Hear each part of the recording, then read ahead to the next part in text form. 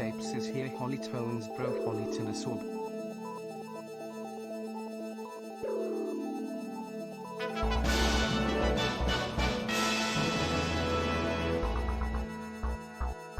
Two whole digits wow.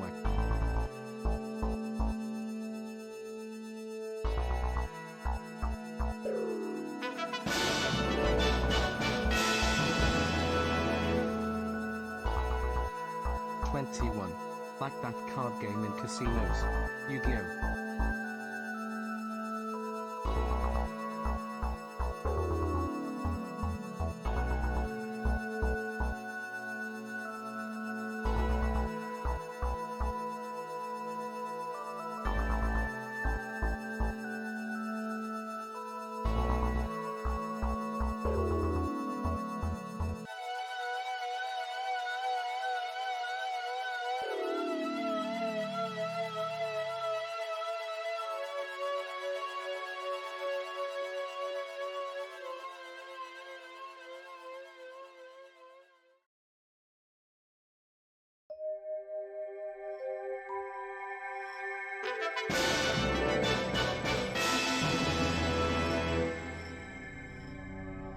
Holly tones bonus BB.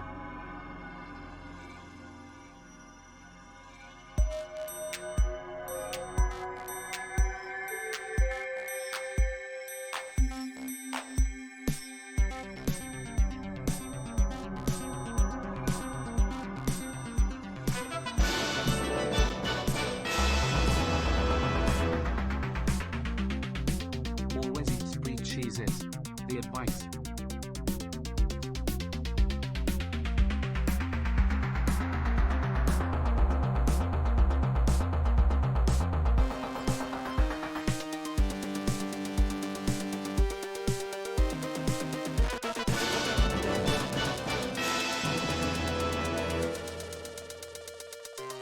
I'm so very glad there was Mario.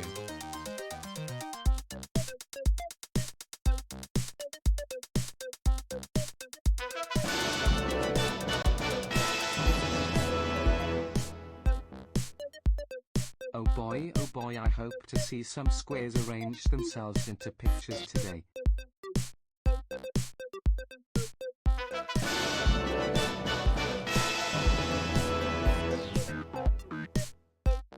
Be aware and do not be jailed for politeness crimes.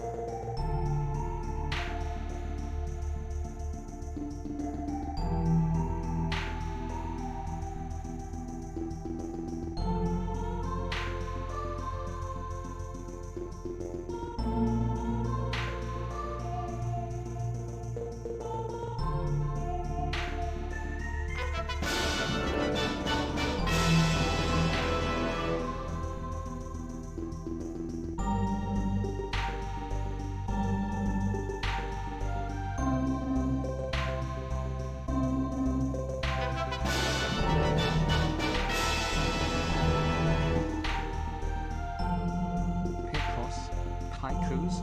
Wow. Whoa.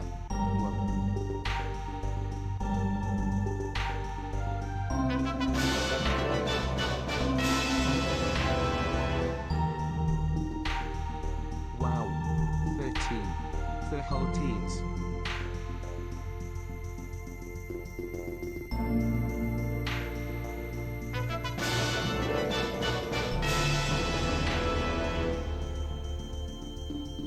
Who knew that an image made of squares should be on my screen.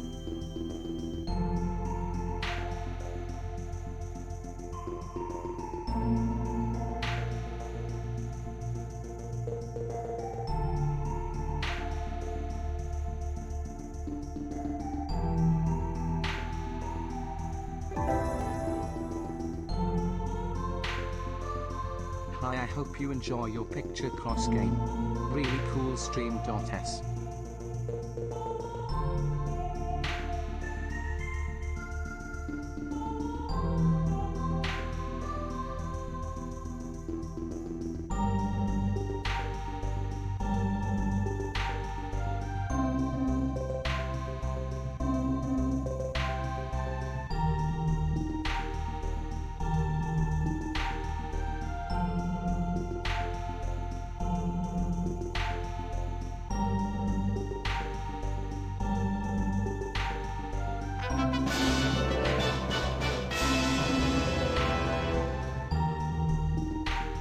Picross makes a great complement to leveling roulette.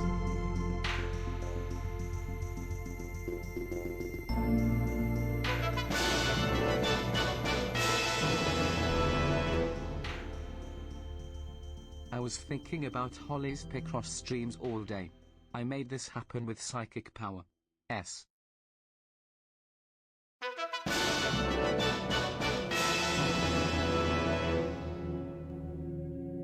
"20 moths enjoy the crossing pics."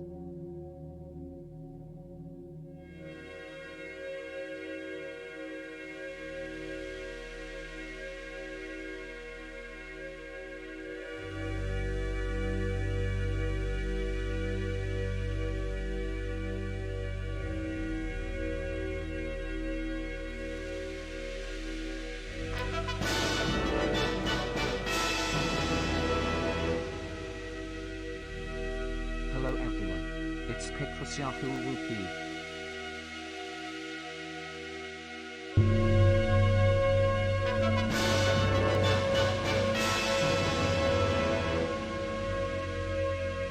I hope you play Picross today. I have good or bad news for you.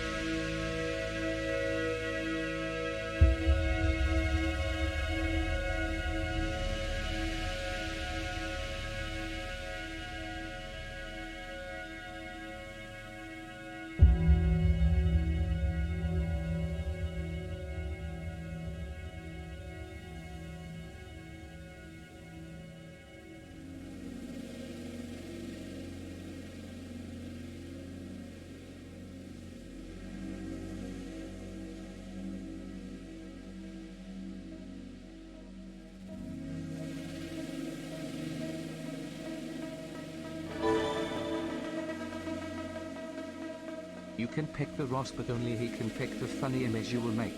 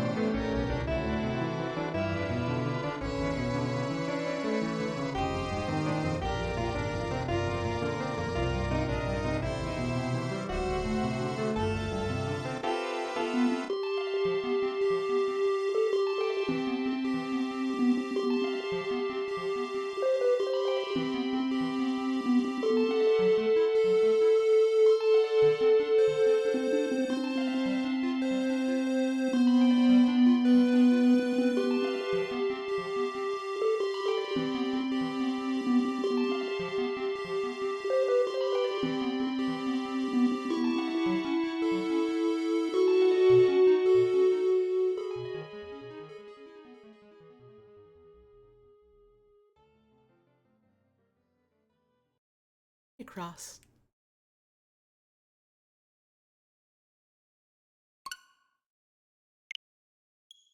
Hope you're all doing well. Thank you, Turncoat Pilot, for the resub. Yippee. Appreciate it. If y'all want to support the stream, never mandatory. Very greatly appreciate it. Thank you, Red Skull 1938. Half a year. Huzzah. Thank you very much. I'm not in like dire financial straits or nothing, so I do feel a bit weird saying something like this, but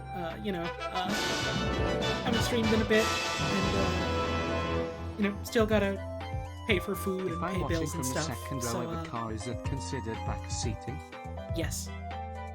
Yes, it is. Thank you for the resub. But, if you have the means, you like what we do here, it's very much appreciated. You all hear about video games? They got some coming out. Damn.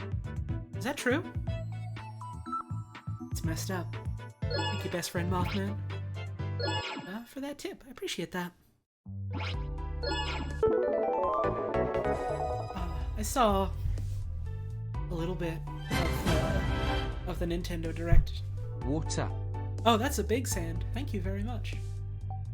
That's very generous of you. Appreciate that. I won't be streaming for super long today. Thank you, January. Picross. That's very generous of you. I appreciate that. Partly just because, I'm not... You can probably tell by the way I sound, I'm not feeling 100% at the moment. Extra Holly Tones bonus, BB. Oh, thank you very much, Huge Candy Squids. I appreciate that. So, I don't want to push it too hard or nothing. And also partly because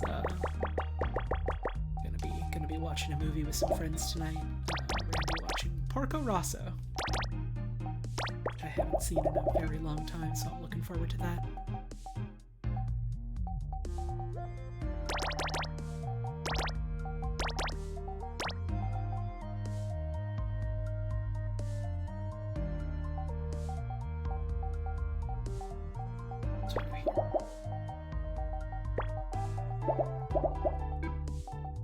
Always wanted to watch Porco Rosso. I quite like it. It's a good little movie, which I feel like you could probably say about just about any movie from Studio Ghibli. But I think you missed Heart, the 21-month resub. To definitely accurately quote that index cephalon, investors are eyeing those Picrosses. Thank you very much, I appreciate that. There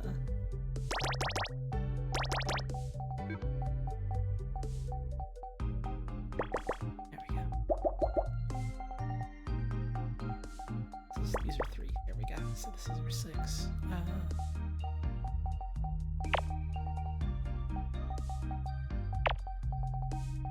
But yeah, apologies for not really doing much in the way of streaming lately. I've trying to think of a way to put it that's charitable to myself. I've been going through it, I suppose.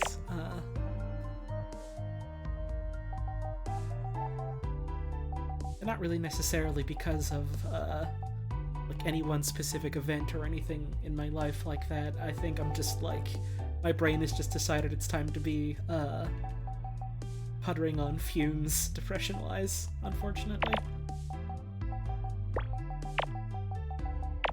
And it was one of those things where it was like, oh, okay, well, I feel like there are definitely a couple of things, going on in my life that are probably causing me some sort of undue duress, and things like that. And so, I did the best to address the ones that I could, and that was helpful. That's, not to say that's that was a bad thing that I did or anything like that. It was a very good thing that I did. But I did that. Then my brain went, oh, okay, well, you took care of the things that were bothering you and on your mind. That's good. That's good. I'm still gonna be sad and look for any excuse to be sad though because you have depression. And it was like, oh, Oh, okay. It's like that then. Which is, you know, on the one hand, it was like, well, you know, it's good that I got those things sorted out, and it's good that they weren't the, like, thing dragging me down all full sail. Picross, aha, have a better one. Thank you, Francesca. I appreciate it. But on the other hand, it was just kind of like, oh, well, god damn it, I can't really magically make that go away, now can I? Thank you, Leakophobia, for the 2-month resub. Oh yeah, 2 months less than 3. Thank you very much. I appreciate that. I don't want to harp on it like too much or nothing, just because, like, you know, I don't want to, like, how do I describe this in words? I don't know. I don't want to make anyone, like, listening to the stream feel like guilty or pressured, maybe is the right words, and think like, oh no, well Holly's not doing well, that means I have to give her more of my money. Like, no. I feel like A, that is setting up an extremely dangerous relationship between, you know, viewer and streamer, and B, the thought of that just makes my fucking skin crawl. So don't. Please try to not feel that, if possible, I suppose. But, you know, I think sometimes talking about this sort of stuff can be helpful. Just from the perspective of, like, you know, maybe other folks going through it know they're not alone. With Picross, you'll surely find all of your doubts are left behind. With scores of numbers close at hand, there's nothing you can't understand. Thank you, Rosa Rosso, for the 17-month resub. I appreciate that.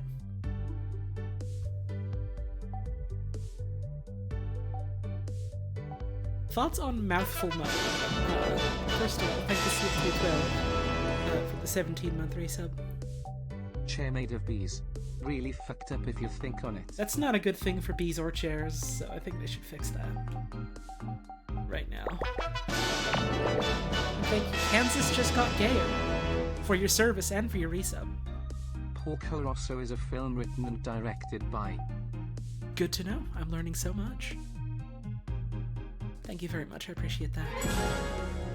And thank you, the Cat's PJs, for the 2. I've been getting back into Warframe recently because of you, and I've been having a lot of fun. Thank you. Hey, hell yeah. Glad to hear you're having a good time with it. I've been getting back into it too. Took a bit of a period away from the game where I was just kind of like, I don't really feel like playing this right now. And now I really want to play it, so I'm having a lot of fun with it. I saw someone in chat mention mouthful mode. First of all, I didn't watch very much of the Nintendo Direct, so I didn't catch, like, everything they announced. But I did see the stuff about the Kirby game, and in my head, I keep parsing mouthful mode as, like, less like, oh, you have a mouthful of stuff, and more like, spiteful, where, you know, like, when something is, like, full of spite, or hateful when something is full of hate. Mouthful, in that it's full of mouth, rather than it's a mouth that is full, which is very funny.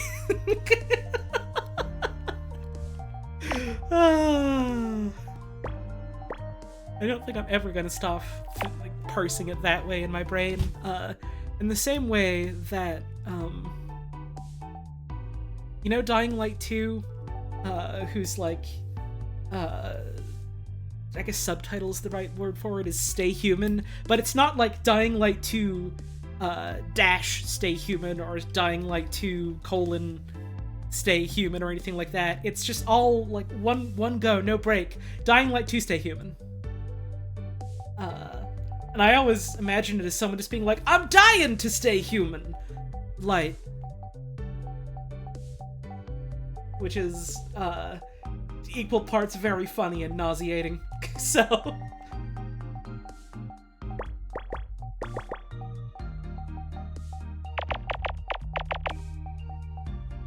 Also, I keep seeing Twitch ads for that game specifically, and the ads are, like,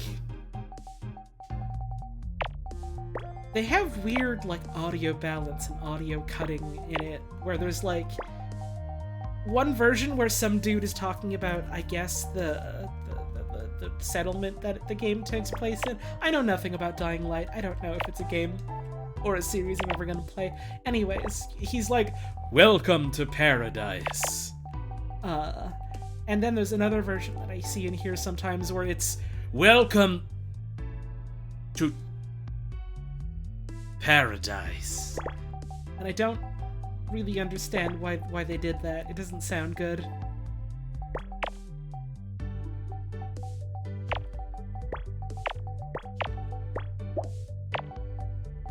But I mean, I'm not really a fan of commercials in general, so I think a commercial just being kind of scuffed is funnier than anything, so it makes it more memorable to me.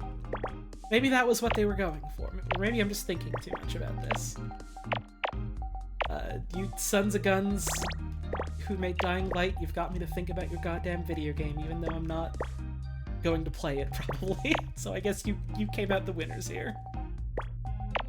They got me.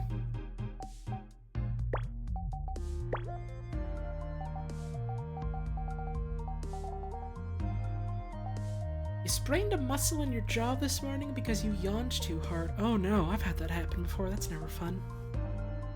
Any recommendations for soup for dinner? Take a big straw and drink about a half dozen pulsed up tomatoes.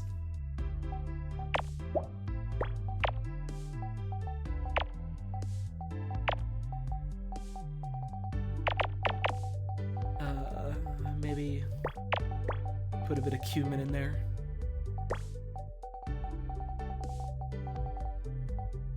And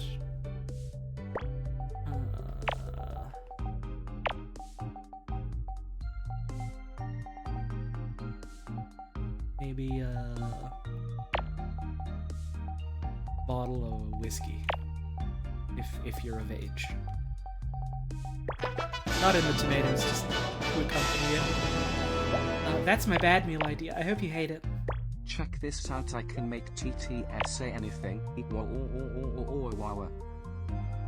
That's true. You can. Thank you for that resub. I appreciate that. And thank you, Ball of Disaster, very good name, for giving that gift sub out to the Binging of Babish. Also a very good name. Appreciate it. I haven't had a good whiskey in a long while. I don't drink very often. I will drink once, maybe every month or two. I think this one's an animal or something. It's a projector. But I mean, you were... in a roundabout sense, you were close, in the sense that they're both things you can find on planet Earth. Thank you for the resub, I appreciate it. Sometimes animals have movies in them. One of the things that I did see in the Nintendo Direct... Thank you, Shanghai Omai, for the tip. Did you ever end up trying some bao? I did not. I do stupidly want to, though. Thank you very much, I appreciate that. Thank you, Silvac, for the 5 months. I appreciate it. Grew up Muslim, so you never acquired a taste for alcohol, therefore you just can't get into it even if you try. That's fair. Alcohol is definitely, again, I'm trying to think of a nice way to put this. It's definitely an acquired taste. Do I have any whiskey recommendations? I do not. I think I have had whiskey maybe like twice in my life, and both times I was like, oh, this is really good, what is this? And the answer was just, oh, you know, it's some stuff I had in the cabinet. Which,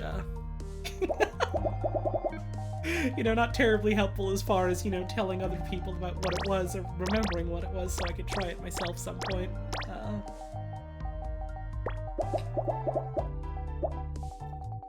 Remember I had a very, very, like, strong taste to it. Which I wasn't really quite prepared for, but, I did like it.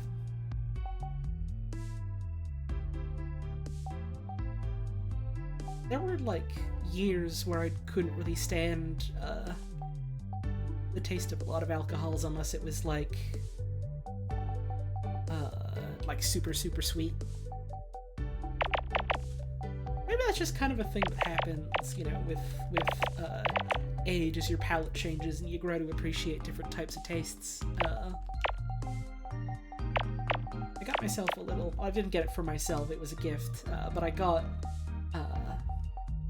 like a little French press for Christmas. So I've been having, I guess, the most coffee I've ever regularly had in my life. But it's like I make myself one tiny little cup every day or two in the mornings, and like for years I wasn't like really into coffee. Had like unless I like mixed it with a bunch of like, you know, cream and sweetener and stuff. Why am I pressing the French? They know what they did. They know why. And then, like, a couple of years ago, I just, like, realized I suddenly, like, had a taste for black coffee. Thank you, EverX42, for the bees. It's a little too cold for them still, so I hope they're staying warm. Thank you very much. That's very generous of you. I appreciate it. Ooh, honey and coffee is very good, yeah. So I've just been trying to, like, try out different like, types of coffee.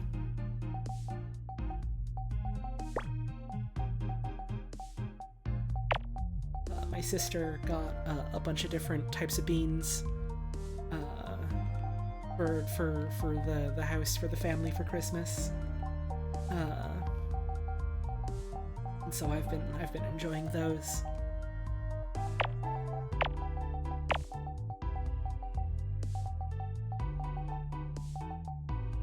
My dad will often try like a certain type of like coffee bean or roast or blend.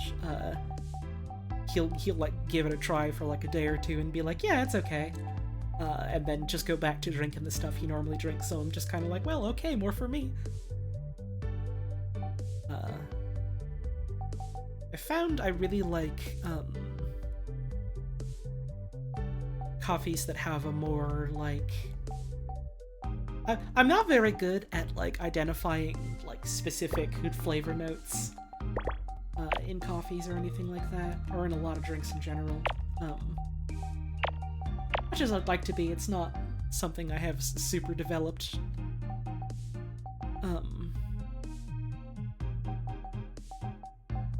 But I do like it when a coffee has more of sort of like a sour taste to it. Like, some of them will have like a, you know, like a really, really strong, like bitter, earthy taste to it, and some of them will have more of like a fruity sort of sour taste. Not fruity in like the sweet sense. 21 years this BB can now drive a car. Nice! Oh, I hope this picture is a turtle. Thank you, Grief So Dearly, for the 21 months. I appreciate that. I don't think this one will be a turtle, but here's hoping. Thank you very much.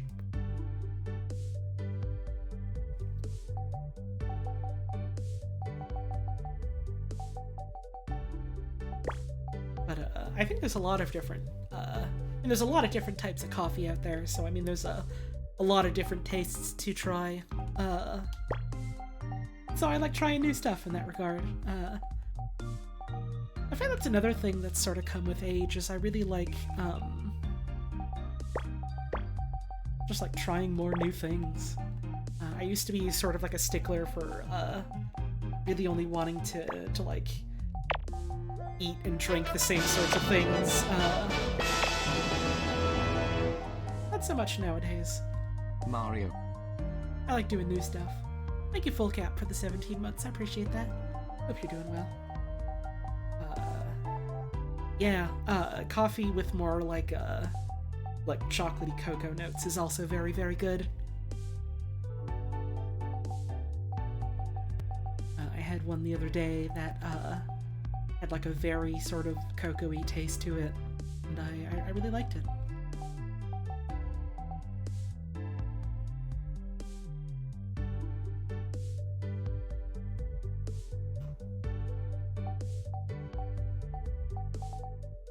I also really like teas, but I mean, that's not a new thing. I've always liked tea. At least for as long as I can remember.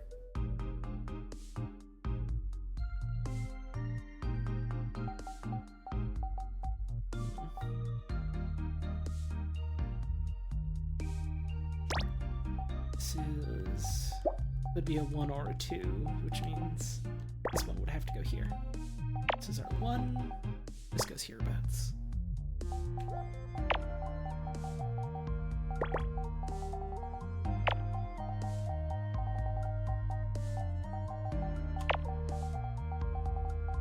I've just kind of quietly accepted that once I've like moved out and got a little place of my own, I am absolutely gonna turn into one of those tea and coffee weirdos.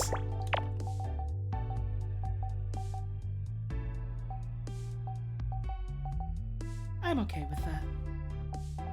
Okay, so this can't be a 2, which means this is our 2 and this is our 1. Stream's gonna be late making bread. Oh, listen, Plarn, that's also gonna be me. Like, I fully expect that, like, you know, like, once I'm off on my own and have, like, my own sort of, like, kitchen space that's, like, actually my own, that I can, like, spend more time in instead of, like, having to like, share it with other folks. And, like, you know, that's not necessarily a bad thing, sharing a kitchen space or anything like that. I don't want to give off that impression or anything. But, like, I feel like once I've got this space that's, like, definitely, like, my own for me, I feel like I'm gonna get a lot more into cooking than I, like, currently am. You know, partly because gotta do that to eat to live and all, but I don't know, cooking's fun.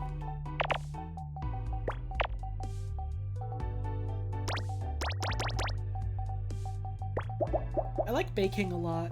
I feel like I've always been decent at baking because I have a fair bit of experience, you know, like helping my ma out with baking and stuff. But baking bread, for whatever reason, has always been, like, intimidating to me. But nowadays it's more the exciting type of intimidation. It's more the, like, oh, hell yeah, I'd love to do this rock climbing type of intimidation instead of the, oh god, bears are gonna eat me type of intimidation. Hope you can see cooking streams in the future. I would very much like to do that someday, I will be honest. That is something I've always wanted to do, is set up some sort of, like, camera kitchen setup and like, record cooking stuff. Got distracted by a bear's gonna eat me for baking? Okay, maybe that's on me for having kind of a weird analogy, but it's in the sense of, like, I've never done, like, baking bread before, aside from, like, oh, we had, like, a bread machine, just put all the stuff together in there and it'll make the bread. Nox, I swear to god, I will specifically for you do an Elvis stream someday. I might regret it, but I will do it. You know, talking about how, you know, some intimidation is, like, the scary kind. Like the, oh god, like, there's a huge predatory animal over there and it's going to attack me and kill me, and that's intimidating. Then, you know, there's, like, the fun or the good or the exciting kind of intimidation that's like, oh, you know, like, when you're going on a roller coaster, or, like, when you're doing, like, rock climbing or something like that, where that can be intimidating, but, like, it's not necessarily the bad sort of intimidating, it's, like, it's exciting. I feel the exciting sort of intimidating nowadays about baking bread. But something about it used to just, like, scare me for years, even though I was pretty good at other types of baking. Like, I'm pretty good at doing a pie crust. I feel like I'm very good at, like, baking a cake.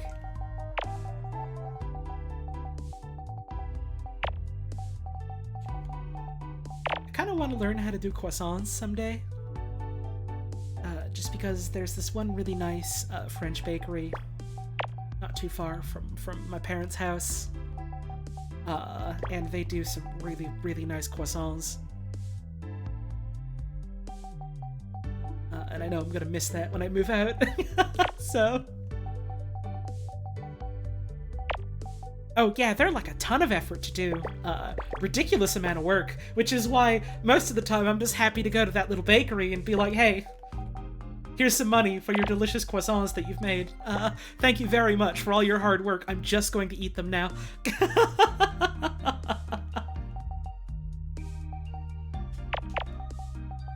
But, you know, seems like another sort of challenging, but probably fun type of challenging thing to do. Very labor intensive. But I mean, if you get it right, it's certainly worth it.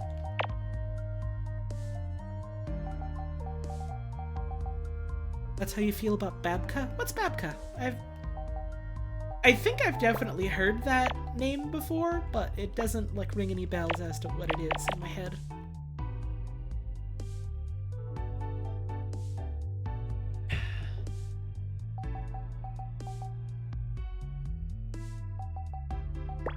To you, lots of steps means lots of opportunities for you to mess up. I mean, yeah, that's true, but messing up's just part of being alive. You're never gonna get anything perfect on your first go. That's fine. I used to, like, beat myself up a lot, all the time, because, like, oh, well, I'm doing this thing, but it's not perfect, you know? I've messed up in some parts. I've made a bunch of mistakes, and it's not gonna be, like, the ideal that I had in my head, and then I just kind of got... It's not even that I got older, necessarily. I think I just kind of got tired of making myself tired about that sort of thing. And I just kind of went like, well, maybe it's okay that it's not perfect, because, like, I still did it. If I didn't do it because I was afraid of it not being perfect, then I wouldn't have it at all. You know, I feel that way about cooking the same way I feel about, like, the creative process, I suppose. Like, I don't write very often, just because I don't necessarily always have the energy for it. And when I do, thank you X215 Zimmer for the 19-month reset. Appreciate that. Do you bake a lot? Not a lot. What's your favorite thing to bake? Mine is bread, though I haven't done it in a while. For me, it's definitely cakes. I really like making cakes. Which is, you know, part of why I don't bake a lot. Is because usually when I want to bake, it's like, well, I want to make a cake or a pie, and that's like, at least to me, that's not something I want to make very often, because, you know, it's a special treat. That's not the kind of thing you want to eat every day.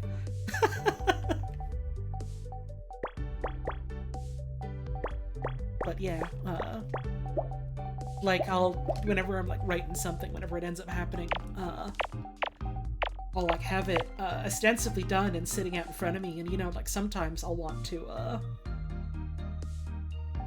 like, go back and make some changes to it or whatever, but a lot of the time it'll just be like, oh, okay, well, here's this thing here. Am I, like, completely satisfied with it? Probably not. Is it, like, perfect in every way it could be? Definitely not. You know, things like that, but at the end of the day, like, I made it.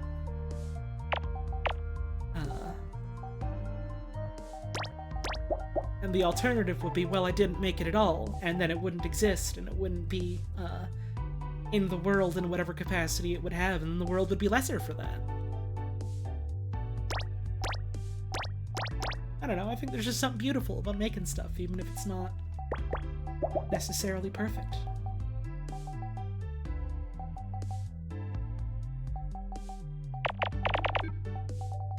Granted, with food, sometimes you do end up with something that's, like, not necessarily super palatable to eat, but at the very least you can look at that and go, like, well, I tried, and I can take what I learned here and use it for next time.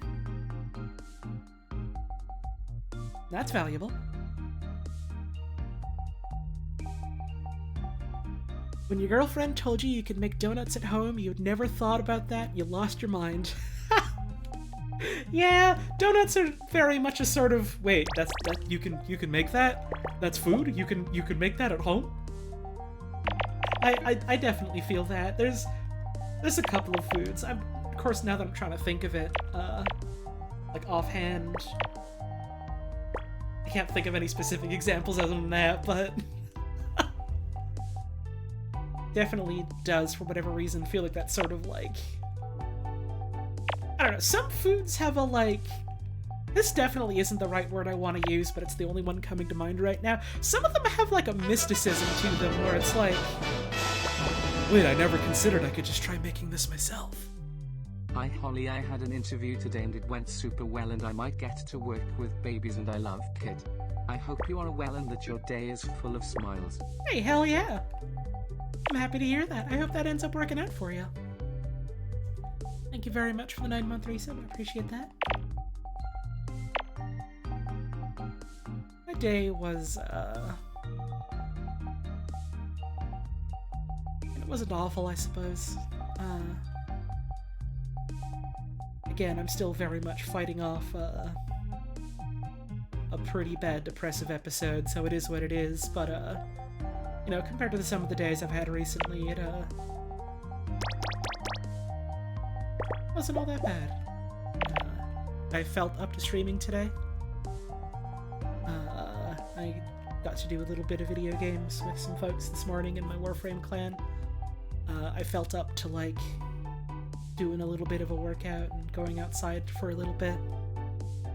Stuff like that. Some friends were talking about a movie night and I was like, yeah, you know what, I do feel up to go into that tonight, so maybe that counts for something, you know? We sure did blow up a lot of capitalists this morning, didn't we? You just started playing Warframe? Is the clan info in the Discord? The clan info is basically post in this channel with your in-game name and we'll invite you, but I think at the moment it's full, and the solution to that is I need to build a thing that makes it have more room for more players in it, which, you know, won't take long. You can put your name there and we'll invite you when we got the space. That sort of thing. Yeah, if you play Warframe, or if you've been thinking about playing it or anything like that, we've got a clan set up. Whether you're a new player or you're a returning player, we'd love to have you. So it's a fun little game to play with folks. Hey, Gur. Hope you're doing well. I hope your what's it called? Your stream of the Nintendo thing went well. I didn't get to catch a lot of it because I had to go eat dinner. Oh hey, Scorpio's here too. Howdy.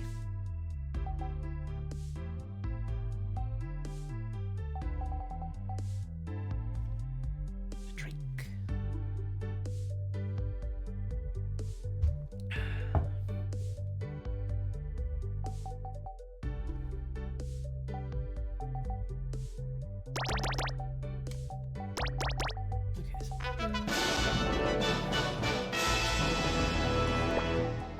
Thank you, Nightmare Judge.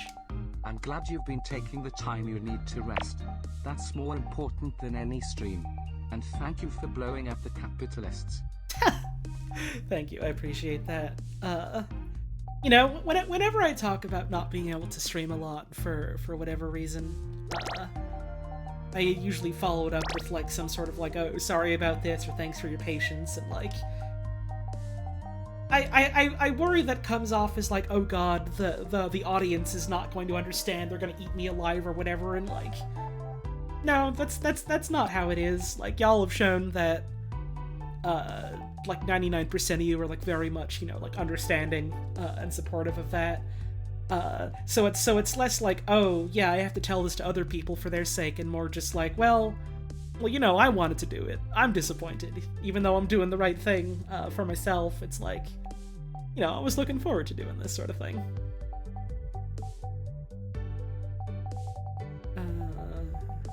This is gonna be this. There we go.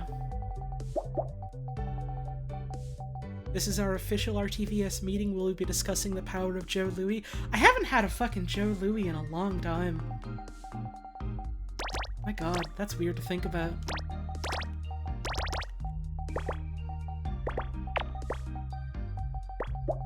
having weird sense of longing for a fucking snack cake. Not even longing, necessarily. I wanted to get you up to a rounded number. I'm glad you're taking the time for yourself. You are awesome. We will understand cause you are lovely. Now have an oh yeah. Oh yeah. Oh yeah. Scrim below. Can TTS say this? Now we know. TTS, I'm not sure what that was, but thank you very much. I appreciate it. You know, again, it's not like I've ever had the sense that like, oh, the viewers would not understand or anything like that. It's just kind of like, you know, it's something I like doing. It's something I look forward to. I suppose. I'm not really sure how to word that now that I think about it. Wishing you the absolute best. Thank you, Ugg Tokyo, for that 2-month resub. I appreciate that. Joe Louis is the Canadian word for a Mae West. No. Mae West is also a thing here. Joe Louis and Mae West are completely different. And Joe Louis is also like a popular like snack cake here, but so is Mae West. Like, you know, there was people like for fucking years talking about, oh well, what is like Quebec's official food? What is Quebec's like national food? And people were like, well, do we necessarily have something like that? We have like a lot of different varieties of like dishes throughout Quebec's history. Thank you, Mudstick Bandit, for that brand new sub. I appreciate that. And the running joke of like, oh yeah, we have the official food. You get your 99-cent hot dog, Pepsi, or Mae West, which is extremely funny. Just the idea of like, oh, what's your province's official food? Oh yeah, you know, we go down to like a diner and get a hot dog, then we go to the corner store and pick up a snack cake and a Pepsi.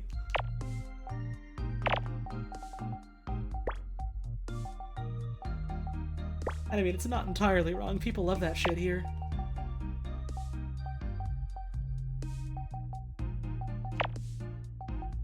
Why is everything in Canada just a person's name?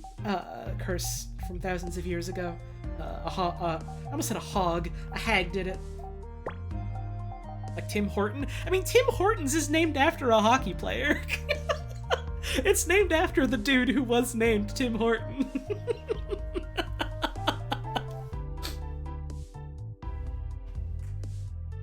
I think hogs should be allowed to do any kind of curses they want. I think they should do it. Tim Horton was a hockey player? I'm like 99% sure he was. How did he donuts from hockey, though? I mean, I think he just went out and opened up like a restaurant franchise after doing hockey.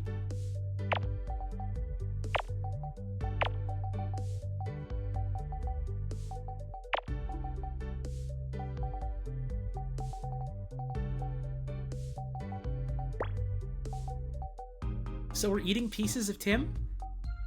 I mean, I thought you knew. That's why they make the donuts so good and so dry. It's his bits.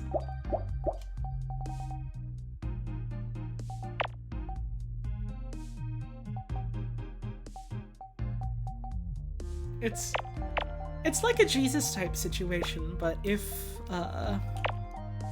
you know, instead of some sort of like religious or spiritual awakening and message from God, Jesus just got really into hockey and then into pastries. Take of my bits and eat from it.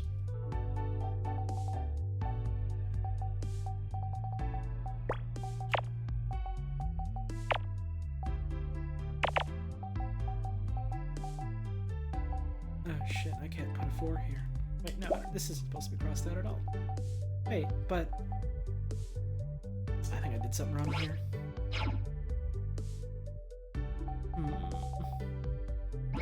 Kinda wanna restart this. Although, no, I could just uncheck this. That's probably fine. That wouldn't work, though. Okay, I'm just gonna restart.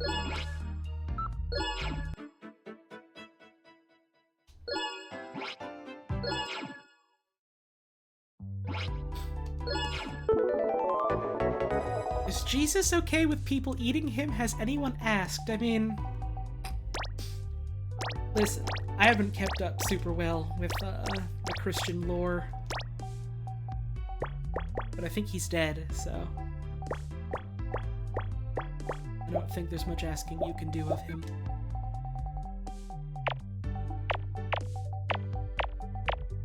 This is your first time ever watching any Picross. Well, hey. Thanks for stopping on by. How are the funny numbers today? Same as usual. They're juggling balls. They're doing a trick.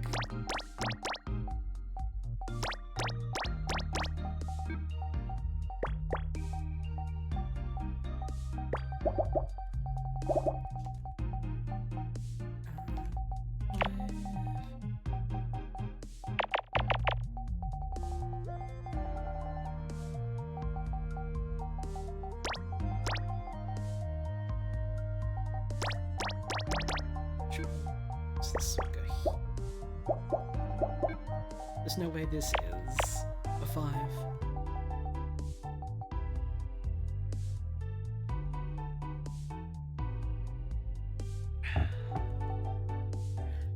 He taught at Boy Scout camp once, and a Canadian kid brought Tim Hortons. Good stuff, but why did you bring it to the middle of America? It's a thing that I've noticed with a lot of, Canadians where they're like, I don't know, nostalgic for it or something, or it reminds them of home. I guess, like, I'm not even super hot on Tim Hortons, like, it's fine, I guess. It's like,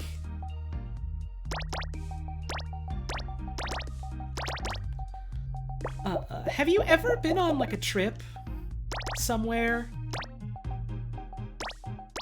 This is a question specifically for all the folks that watch that are from, the US, I suppose. Have you ever been, like, on a trip somewhere and then you just thought to yourself, man, I can't wait to go home, I really need me some Dunkin' Donuts. Granted, now I say that out loud and I realize I actually have heard, at least one person share that sentiment, so...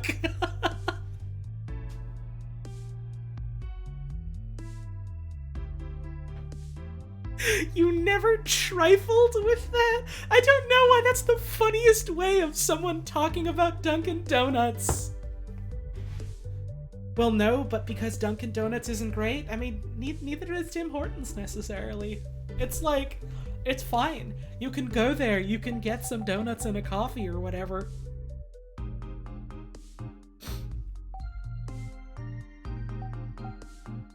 Sadly, you are from a place so rural that you have never in your life eaten at Dunkin's and there were no chain cafes.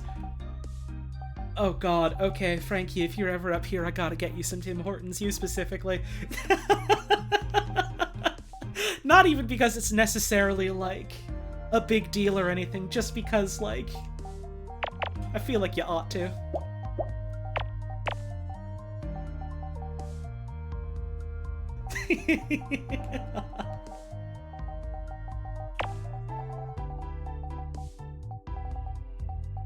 Why is my phone buzzing at me? It's not important.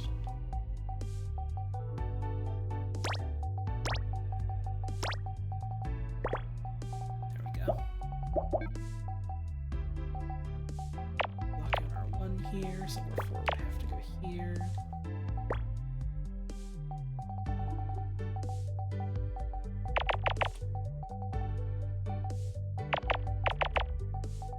It's February, isn't it?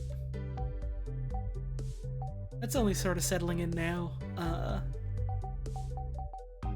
For some reason it was like, I knew that January was last month because that's when GDQ was, and I know that March is next month because that's my anniversary. But For some reason, it hadn't settled in that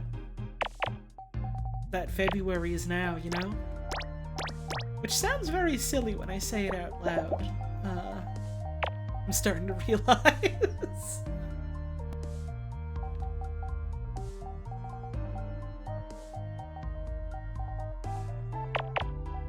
Granted, I've always had kind of a sloppy sense of time.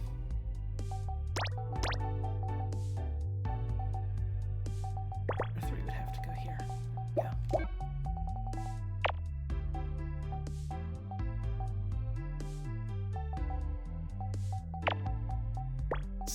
go. It's on here.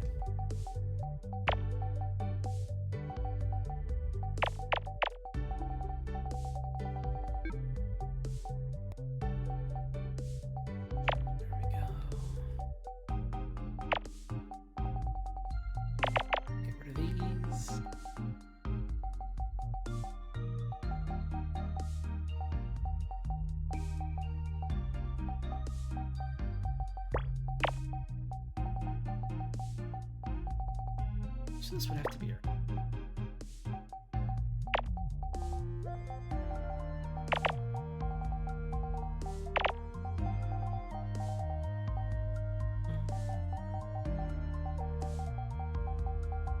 Yeah, I feel that, Scorpia, gotta be honest. For as much as I'm like, yeah, I'm not super big on Tims or anything, I do still want a Timbit.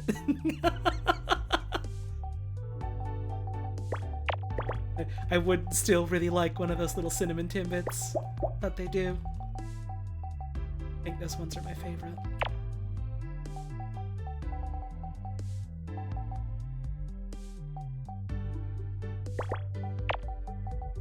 I think Joe Louis is the strongest thing ever made by human hands.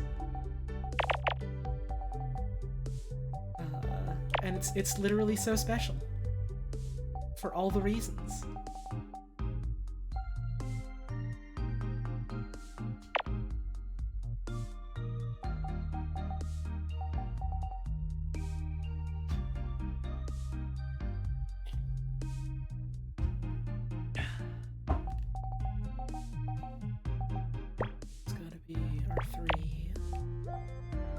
This goes here.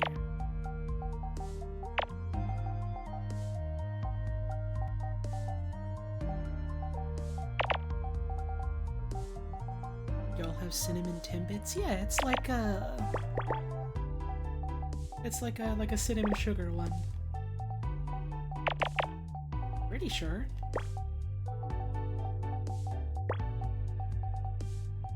Cinnamon and sugar is a very, very good flavor combination.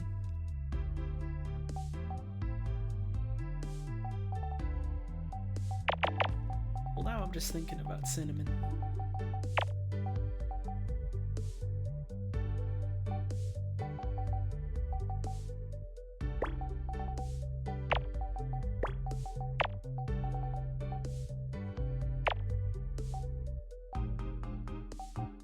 This has got to be connected.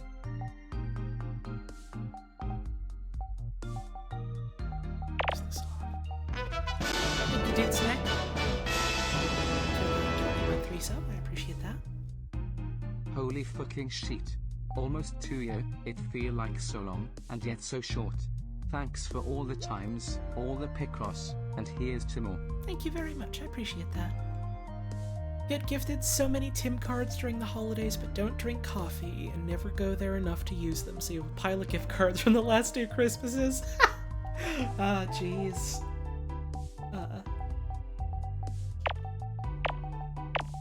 They end up getting used fairly quickly whenever I get stuff like that, just because, like, if I don't use it myself, I know a couple of people who will, so...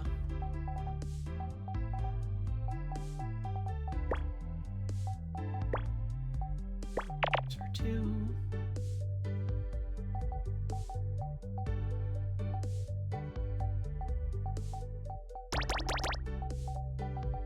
This goes here... This has got to be R2 because there's no space for it here. Go.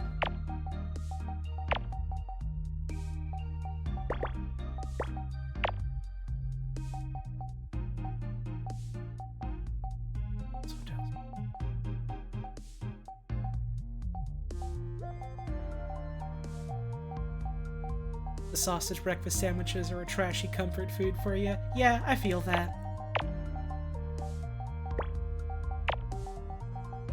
Like, they're not even, like, anything particularly grand or whatever, but, you know, every now and then it is still very much just like, man, I just want, like, a fucking Tim's breakfast.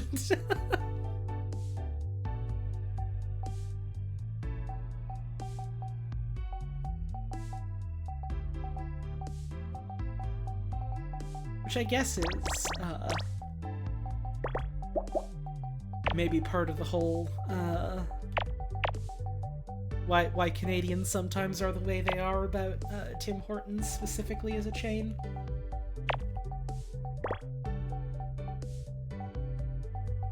I imagine that's probably, a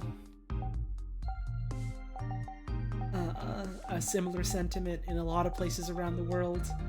Not really specific to, this one specific place where you can get food. Oh god, Mr. Puffs. I haven't been, like, in town in Montreal proper for ages, so I haven't had to have Mr. Puffs in, like, a while.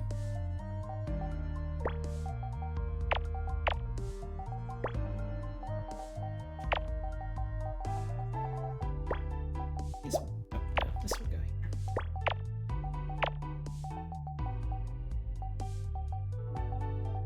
Is this a hot air balloon? This looks like hot air balloon. What is this lump on the side then? Another balloon?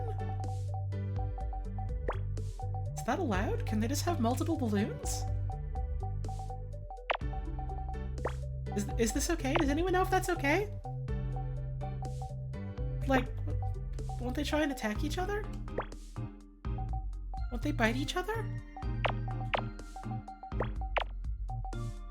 Doesn't seem safe at all.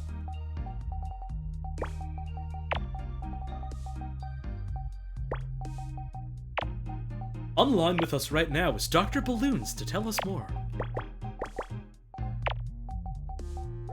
Because the balloons, they could get territorial, and then they could get hurt.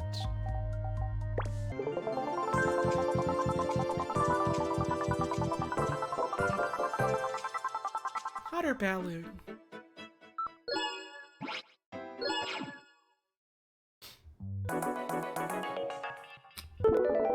In this puzzle, we get no asses, so good luck.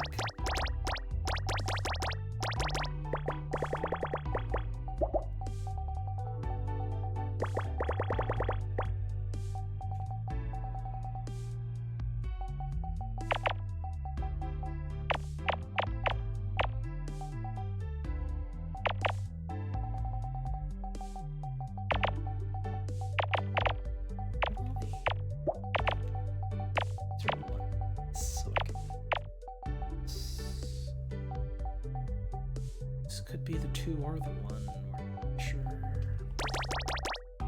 If I do 2 5s, 5.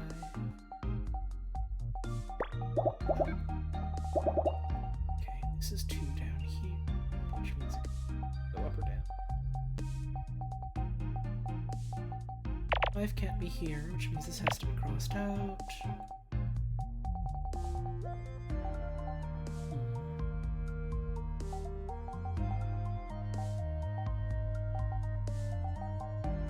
When it's in no assist mode, it should be playing death metal. I mean, I did do a stream once where I was doing Picross. I think I had, what was it, the Doom 2016? Doom Eternal? It was one of the modern Dooms, and it just had music from that playing, and it was... And I think it was pretty funny, which is why I did it.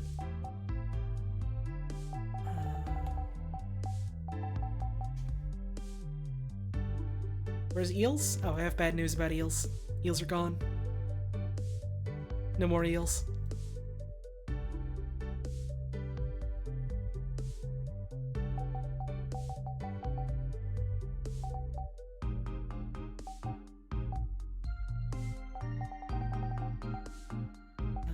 this can't be a 5, so we have to get rid of that.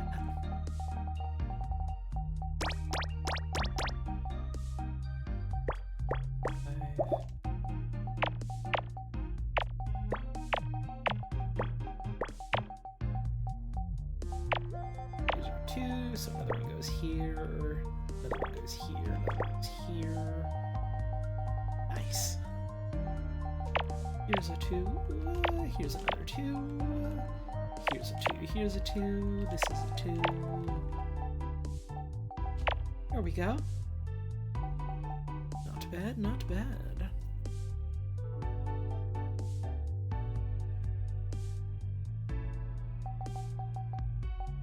Eels being gone will dangerously affect the trout population? Ah, anything will affect the trout population. My dinner will affect the trout population. My freaking ex-wife will affect the trout population.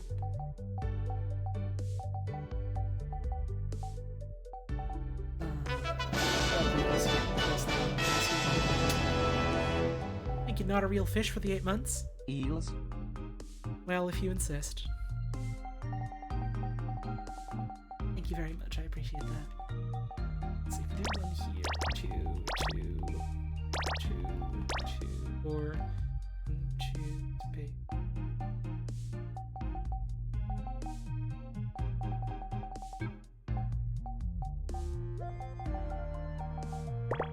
So I have to fill for sure. This as well. Okay.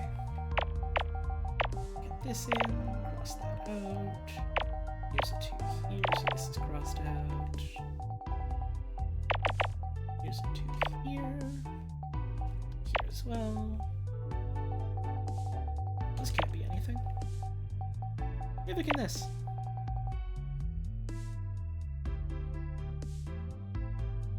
The trout population, strangely enough, will not affect the trout population? Right, because their numbers keep being affected in such a way where they keep having enough baby sex to make baby appear and have a trout again instead of when they go away, and it's... All of that made a lot more sense when I was thinking it in my head, and as soon as I tried to turn any of that into words outside, it all fell apart. Please enjoy that, I guess.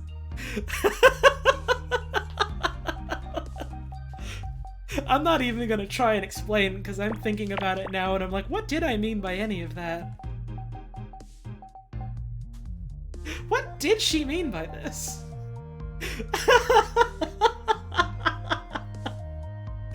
Oh god. 2, 2, 2, 2. Then 1. Okay.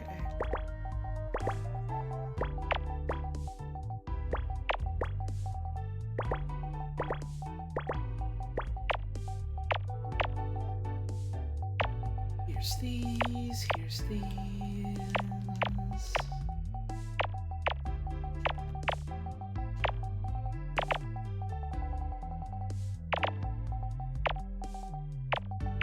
I missed a bunch of the Nintendo Direct because I was having dinner, but I can just look up stuff that I missed later, so I don't want to talk about that. I want to talk about dinner. What did you guys have for dinner tonight? I had falafel, which made me pretty happy. Falafel's good.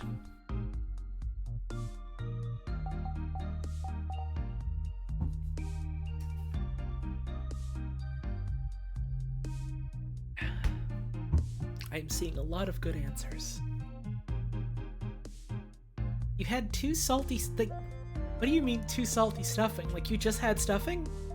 Did you have anything else to go with it, or just stuffing? Something about the thought of eating stuffing on a February just seems like... It seems sacrilegious, it seems sinful. I don't know why, it's just food.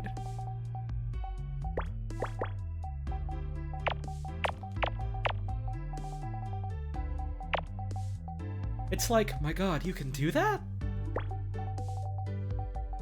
That's a thing people can do? At this time of year? At this time of day? in this part of the country, localized entirely within your dinner? I may not see it. This has to go here. Which means this goes here.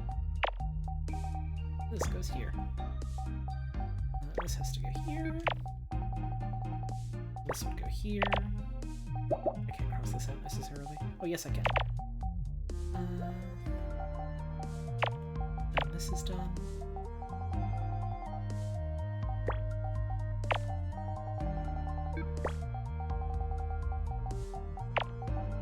Same energy as you could make donuts at home? Not really. It's similar. It's parallel.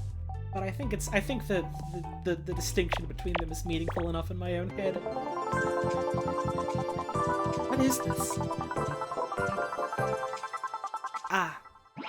Cactus.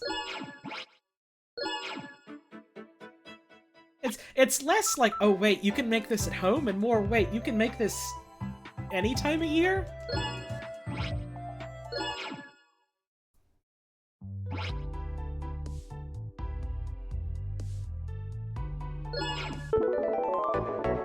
What's a cactus? Ah, I see what you're doing. I see what you're trying to do. You think you're so slick trying to get me to say, the Dr. Combing line from the Half Guy videos without paying me for it. If you want the old man to come to your house, you gotta pay for him. $3,000 for a cameo appearance and nothing more. Nothing more? I meant nothing less.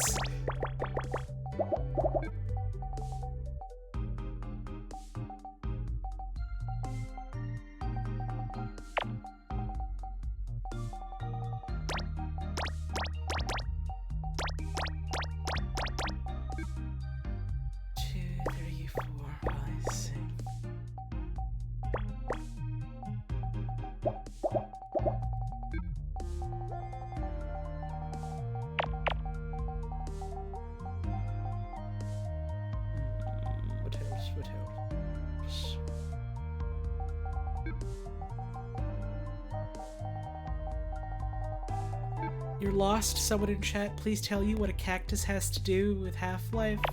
Well, see, there's this little video series, sort of an indie darling, called Half-Life VR, but the AI is self-aware. Maybe you've heard of it. And in one part, they're going through Black Mensa, or Mesa, I suppose. Sometimes I call it, like, Mensa as a joke, and then I realize people probably don't know what I mean, even though I guess it does sound similar enough that people probably do know what I mean. Anyways. Is that show based on the Chronicles of Benry? Loosely. It's one of those adaptations that takes a lot of liberties. Anyways. There's a part in that where, there's a cactus. And when the cactus appears, the Dr. Coomer, part of his joke is that, you know, he's the tutorial NPC that doesn't quite work right. And so he's trying to tutorialize things to you, and it's like, oh, here's this cactus, and he goes, oh, hey, look, Gordon, it's a cactus.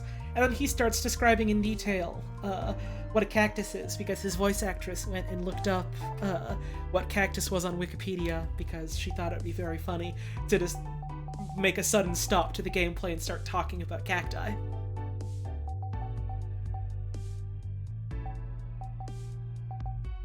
You almost forgot about the cactus bit? There's a lot of things from that series that I just kind of have forgotten about because, you know, you do something in the moment, it doesn't necessarily, like, stick in your brain case as long as it really ought to. I will never forget the cactus bit because that was so fucking funny to me.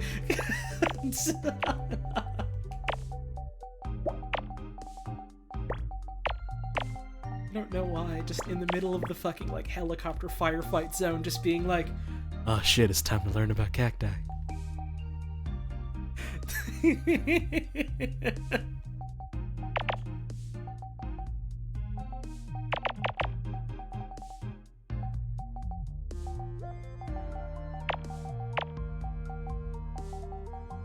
My brain I mean, it works. I should be fair to myself. It's not like there's any sort of fundamental issues with my body or anything just because I work a little different than some other folks do. But my brain has a much easier time remembering, like, the mechanical details of Warframe, or, how to bake a cake, or, like,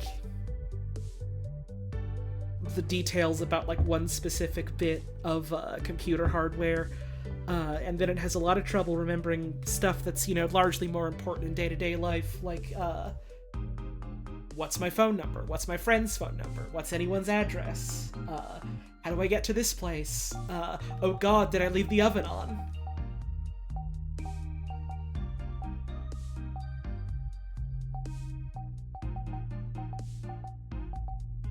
I did memorize the Wikipedia page for Chair. I mean, I've kind of forgotten it, to be honest, over time, just because I haven't had to bring it up in ages, and also they changed what the article used to be, so, it doesn't quite hold as much weight in my brain anymore. Feed Lola? Oh, no, don't worry. I know when I have to feed Lola. She won't let me forget that. She makes it very clear, when she needs or wants food. The other night, by which I mean last night, do you remember Path of Exile damage scaling mechanics and the exact difference between more and increased? Right, yeah, it's stuff like that. I never remember that specific stuff, for Path of Exile. I do like reading about it. I don't know, I like reading about, math in video games, and like how stuff like that all works under the hood. I think that stuff's interesting. I think it's cool. I like seeing and hearing about the tricks that developers do to calculate my awesome explosion on screen and stuff like that. Anyways, the other night, by which I mean last night, I was, awake far later than I should have been. And so Lola, like, walked into, like, the hallway leading up to my room, and she barked at me.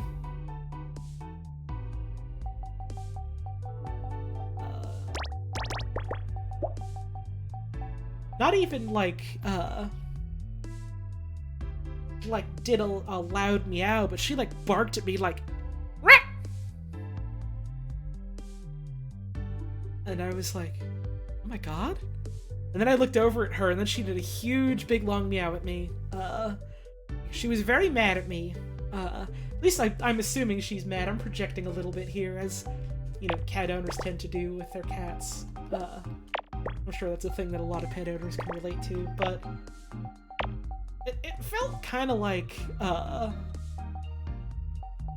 she was mad at me for being, like, awake late at night, because that's not what she's used to. She's very particular about, like, schedule and, like, the timing of things happening.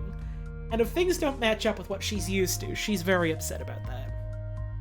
And so I think it was a mix of that, and also, why are you awake if you're not feeding me? And so I got up and I was like, yeah, okay, I'll feed you. And I sat with her for a bit in the kitchen while she had her dinner, and she was very happy about that, and that made me happy. One of your favorite programming chunks was Sonic 3D Blast. Oh, I don't even need to read that whole message. I know it's about the level select. I also love that. That's a fun one. For folks that don't know about that, Sonic 3D Blast, in, like, its development, they had, like, consistent issues where, like, in certain specific cases, the game would regularly crash. And they were like, well, we can't, like, just let this keep happening. This is completely wrong, I gotta restart this. Like, we can't let this keep happening, or, like, we're not gonna pass, like, certification. We're not gonna be allowed to, like, have our video game, you know, go out for sale. because, you know, there are standards for that sort of thing for a lot of console developers. And so they were like, well, we need to deal with, like, you know, our couple issues that are happening in this regard.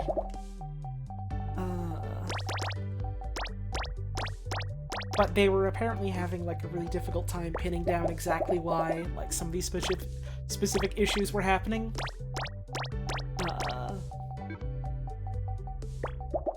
And so they were, like,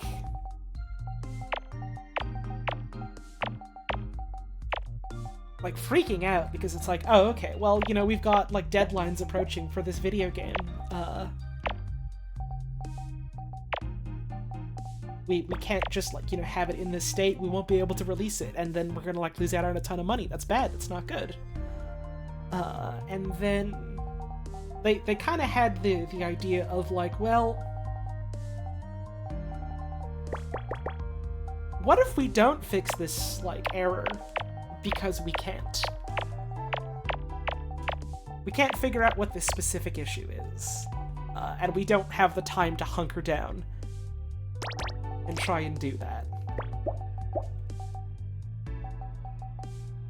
But what if we made, like, a special error handler? So that, if one of these issues comes up, instead of the game, like, hard locking because it's detected an issue that it can't deal with and it's gotta do something, when the issue comes up, what if we just have the game go, oh, okay, well, whatever exception has been detected, if it's caught, instead of it just, like, being stuck on there and throwing, like, an error on screen or whatever, or crashing the system, what if whenever that happens, instead, we jump to a level select menu? And what if,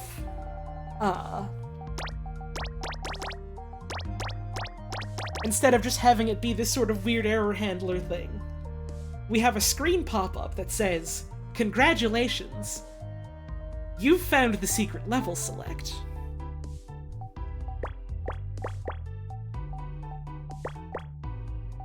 And so then it's not, oh god, I've crashed the game, or oh, like something wrong has happened with the game and now it's trying to fix things. It's, oh, I found a secret. Wow, that's exciting. I think stuff like that is really, really clever. And so a consequence of that is that any sort of error that would cause, like, basically some sort of massive crash or halt for the program, or at least almost any, as far as I'm aware, the consequence of that is that when you, like, tilt the cartridge, instead of it making the game go all screwy, it makes the game go, oh shit, something bad is happening. Well, throw them to the secret level select. And so that's one of the easiest ways of accessing that, is you tilt the cartridge.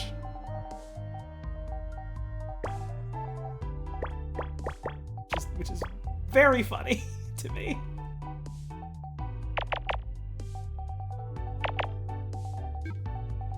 A world-shaking calamity occurs and you are tossed to the level select.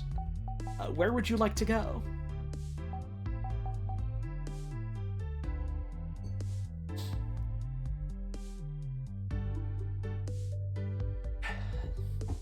Stuff like that's fun. Something similar, but not quite in the same vein, is Donkey Kong 64, which I'm sure anyone who's played Donkey Kong 64, or who has, like, seen other people play Donkey Kong 64 can attest to the fact that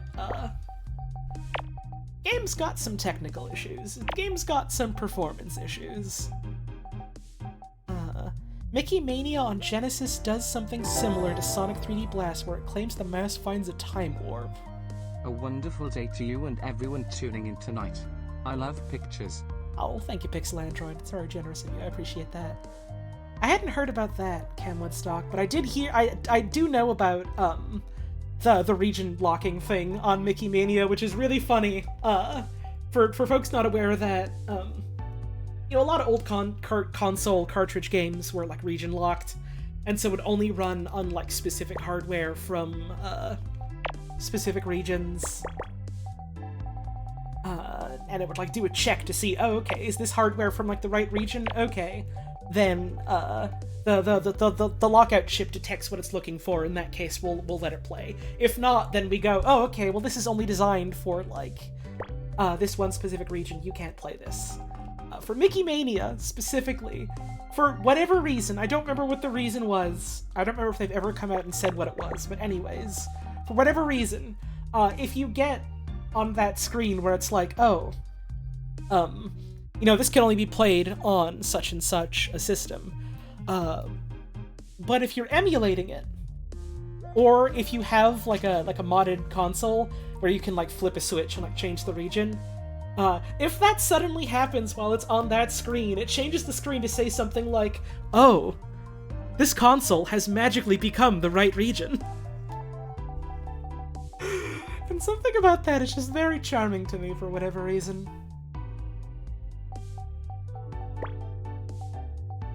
But yeah, the Donkey Kong Country, or Donkey Kong 64 thing, the game has some performance issues, and I think, quite frankly, it's like a miracle that it runs at all. And, they kept talking about how, like, oh yeah, this game is so big, it's so huge, that we had to include an expansion pack with it, so that you could, like, play it on your N64, and,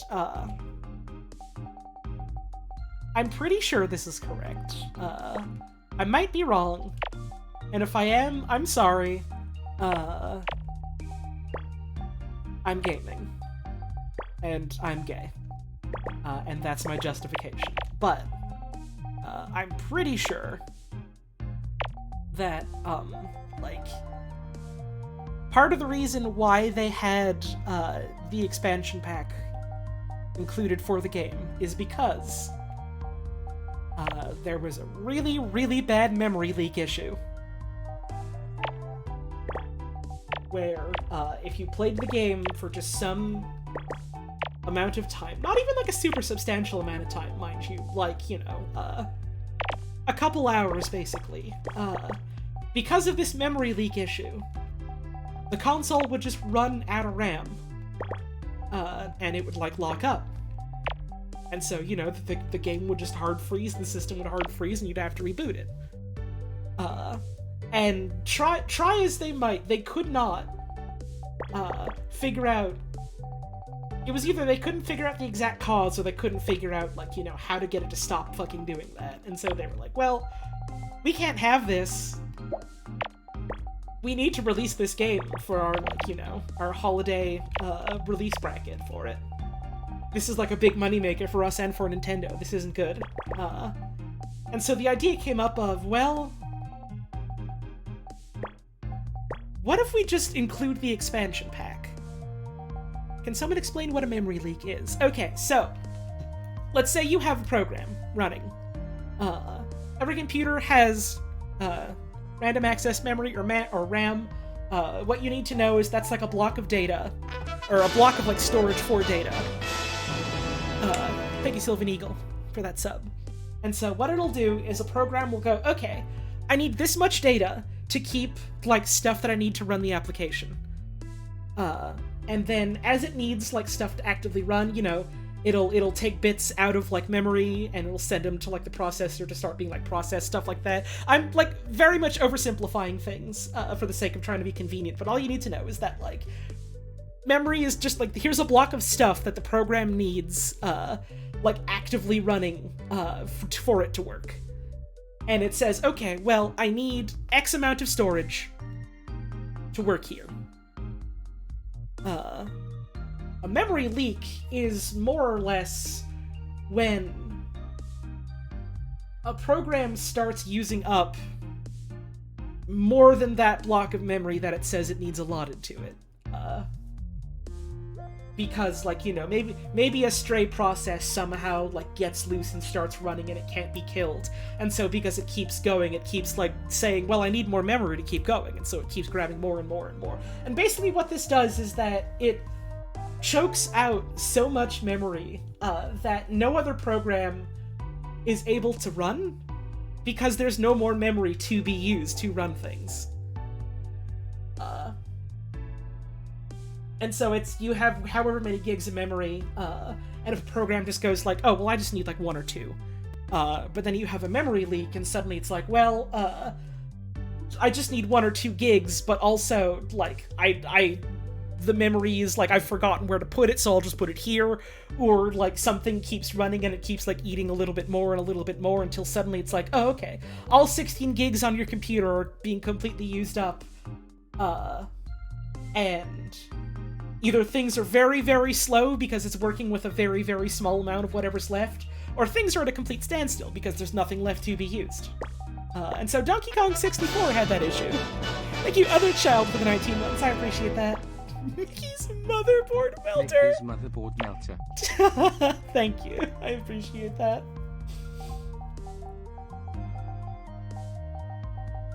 It's like,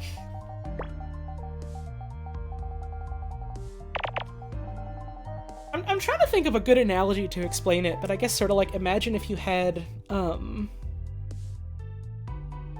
don't know, like a bit of dough. And, you know, dough needs to rise.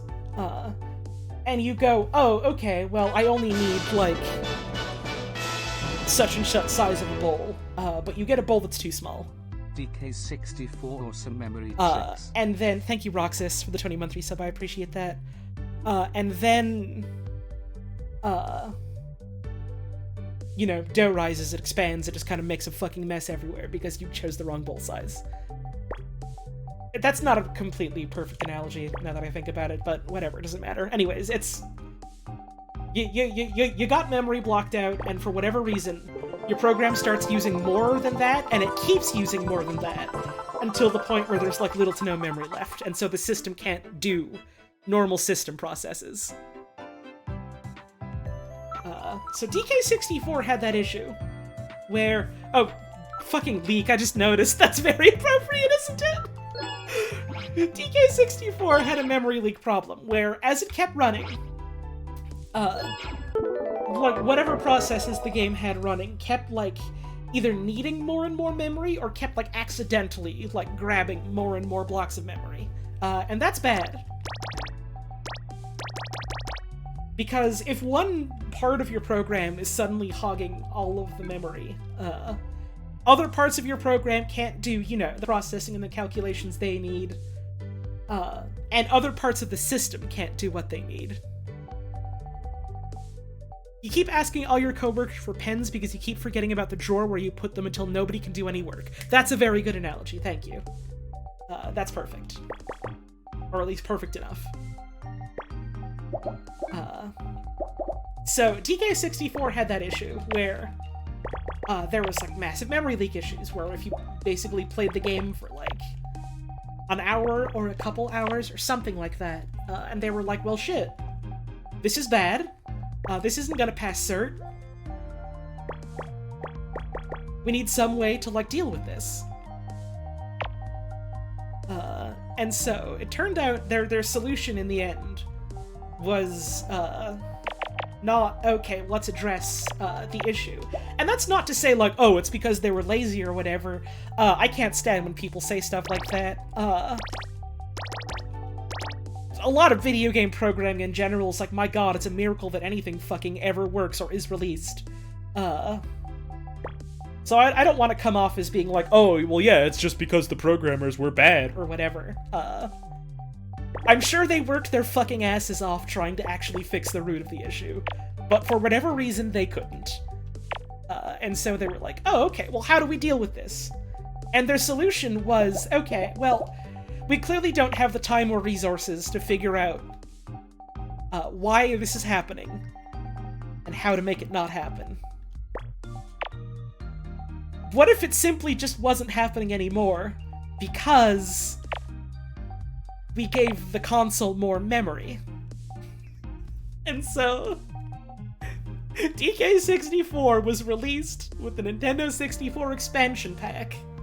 Not because any particular thing in the game needed to have, like, that amount of beefed up memory, but because if they didn't have the extra console memory,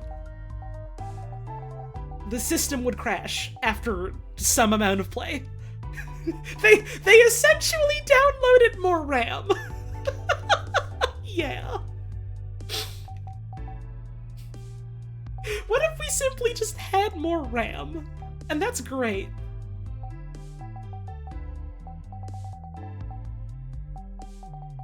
And I mean, it worked. The game didn't have that issue when it launched.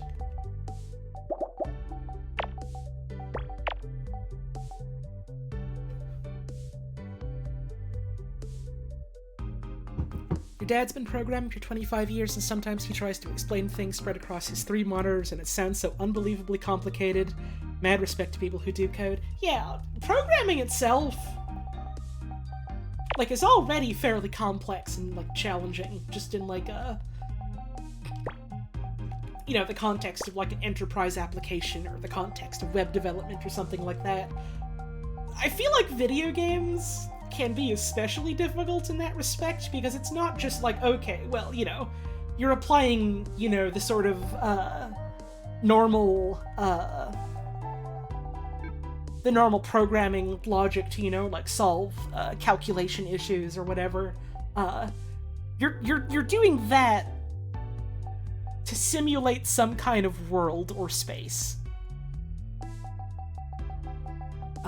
And, you know, that understandably can get fucking complicated. As a person who programs professionally and also who's analyzing old game software for fun, the limitation that folks had back then makes what you're doing look like complete clown shoe oafishness. Oh my god, yeah! Like, it's very easy for, like, someone who knows nothing, or someone who wants to know nothing, or someone who knows very little, but is convinced that they're hot shit, to, you know, look at an old game like, I don't know, say like the Pokemon Game Boy or Game Boy Color games, and just to go like, oh man, yeah, these games, they sure are like buggy and like weird and don't work so well, huh? What were they thinking? And it's like, if you look into any amount of like the technical processes behind getting those games to like work at all, it's like genuinely astounding. Like, you can be like, oh yeah, this game is held together by like bubblegum and like tape and like little bits of toothpicks or whatever, and it's like, no, this game is remarkably robust. They made this entire like little Pokemon game work on the Game Boy, which has like shit all for memory, a very, very tiny little processor, like a little baby screen, and like really, really stringent limitations in terms of like what they're able to do and how they're able to do it and how much they're able to do, just because of like, you know, how much info you can physically put in a tiny little like Game Boy cart. Thank you, Nisok Tango. I really appreciate that sub. And so it's like,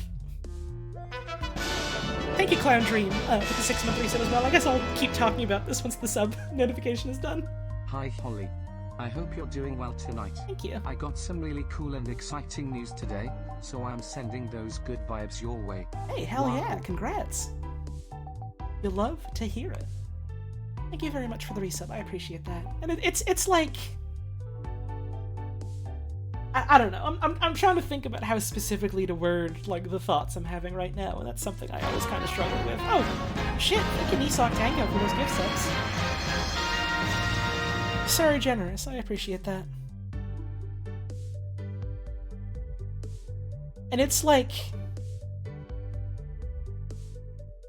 sure, there's, you know, there's like some like weird quirks to it, like, oh, some stuff doesn't work the way it, like, wants to, and, you know, like, there's some checks they never put in because they never thought it would be, like, actually possible to accomplish.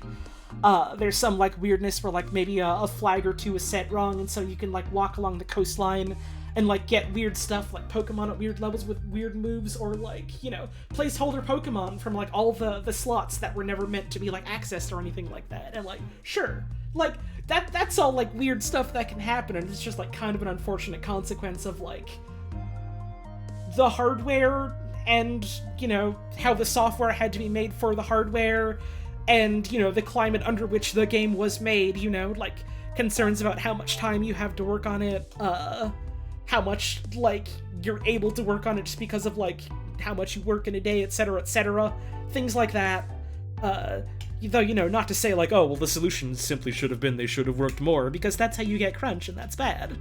That's very bad.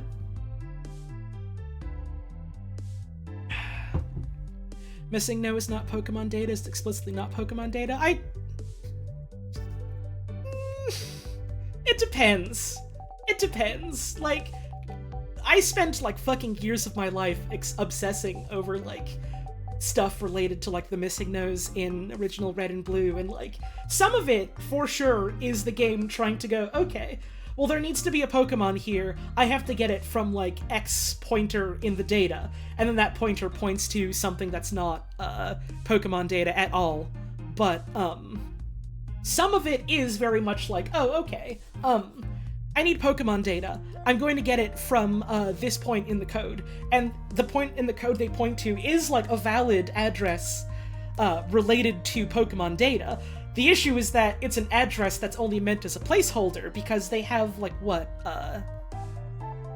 255, Pokemon addresses, but only 151 of them are actual valid Pokemon.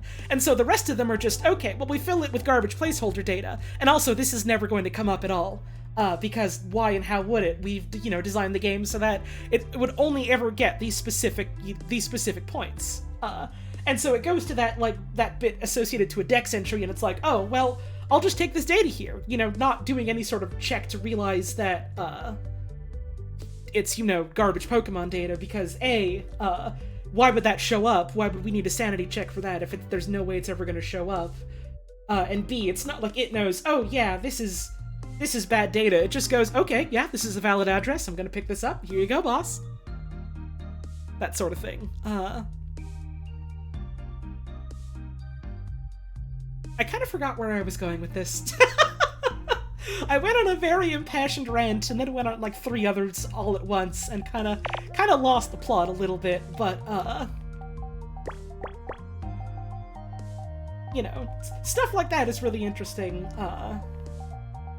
and it's just sort of the consequence of trying to get, like, an extremely complex sort of simulation working on a very, very extremely limited, you know, set of hardware. But, like, the game runs! The game runs remarkably well. There are very few situations where the game just goes, oh, okay, well, something a little bit unexpected happened and now everything's going up in flames, there's nothing we can do. The game is extremely robust! Like, right, exactly, kind of like what Medibot is saying. Like, there's some parts where, you know, like, it'll bend a little bit, it'll creak and groan or whatever, but, like, your ship's not breaking. Your ship's not snapping in half and suddenly taking on a ton of water and sinking. It is an extremely well-designed video game in that sense.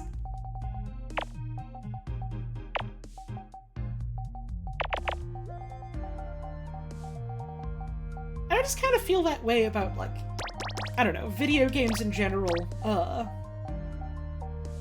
where, like, it's a miracle anything ever gets fucking released, and it's a miracle anything ever works.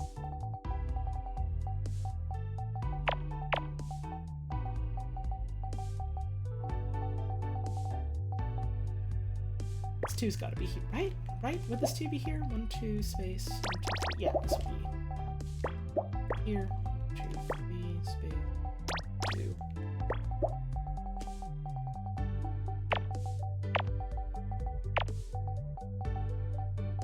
I, like, am not super, like, you know, talented, I suppose is the word I'm going to use when it comes to programming itself. And, you know, part of that is just the lack of experience, and part of that is getting super burnt out on it because of my, like, you know, previous job and educational experience.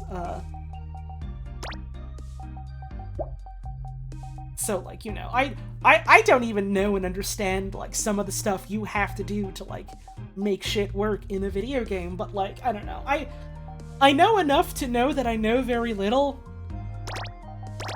and I know enough to know that, I think the fact that anything works is kind of, like, a miracle, in a, like, in its own sort of wonderful, beautiful way, I suppose. 1, 2, 1, 2, 3, 1. Yeah, this has got to be built in like this. This goes here. This is filled in. This goes here.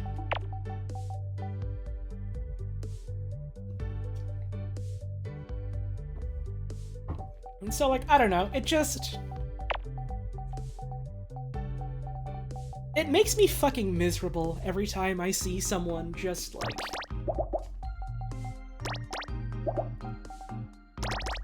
I don't even know the way to describe it, but, you know, just... I'm sure y'all have seen this, just, like, someone somewhere just being like, oh man, well, something in a video game works kind of weird, or, like, something like that. Well, clearly that means, you know, the devs were bad, the developers were lazy, they were incompetent or anything like that, and, like... I'm sure there's probably some case somewhere where maybe something like that did happen, sure, whatever, but, like... The majority of the time, it is just, like, people who don't know what they're goddamn talking about,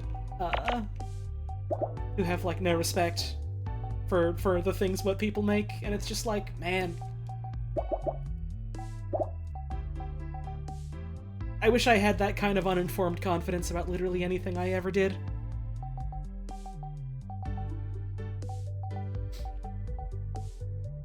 One you were pained by most recently was someone calling devs lazy because of reused animations. I don't understand why people say that that's lazy. Like... Is it, like, quote-unquote lazy in the sense of, like, well, they didn't make, like, something else when they could've? Like, sure, I guess, but also, like, in the context of programming, like, sometimes lazy is good, sometimes lazy is smart. Like, sure, you could spend, like, so much time, like, okay, making something completely new, completely from scratch, just to do, like, one thing, or, like, you know... You could save yourself the time by taking something else that is proven to work, you know that works internally, and use that instead, and then you can more efficiently use your time and energy to do literally fucking anything else. That is, like, an extremely valuable programming practice, actually.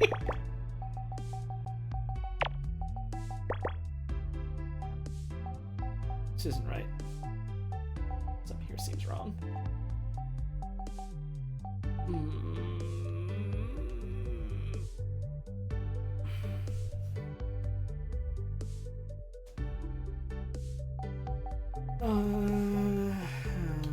If I do this, this has got to be 2.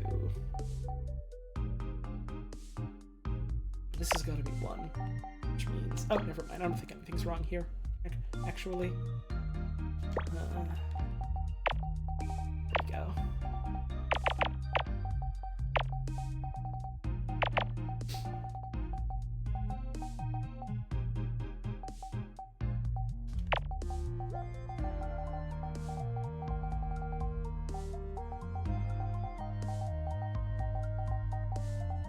Just, I don't know, man. It's so fucking weird to see people with no perspective talk about this sort of thing like they're like, oh yeah, I have something smart and valuable to say. And it's like... You don't know what you're talking about. Like, genuinely.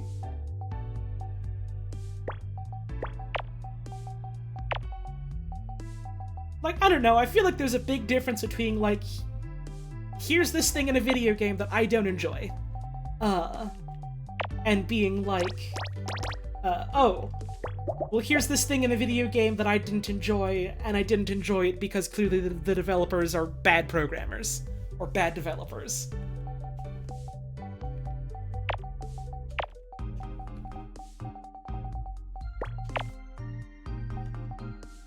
Like, you know, one is a sentiment of like, oh, okay, you know, this is someone talking about, you know, their taste, their opinion on a game, and like sharing that, as opposed to someone just being like, oh, well, I'm gonna make a value judgment about the work these people did because I've decided I know more than they do. And it's like, you sure? I'm just kind of rambling at this point, I think. It's or I guess preaching to the choir, I suppose, but like, I feel like y'all understand what I'm trying to say. Then folks gotta remember that when the game's bad, it's guaranteed to be leadership pushing a tight deadline. That is certainly a big thing, isn't it? Certainly a big thing. Oh, this is gonna be this. What am I doing? There we go.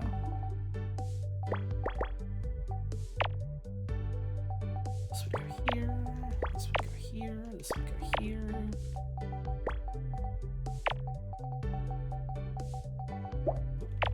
There we go.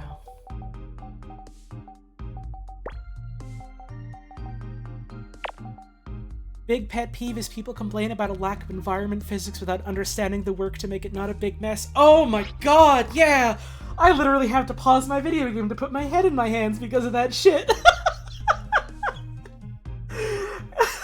It's like, what? Do you think it's as easy as, like, going into fucking your IDE and just typing in, like, physics equals true?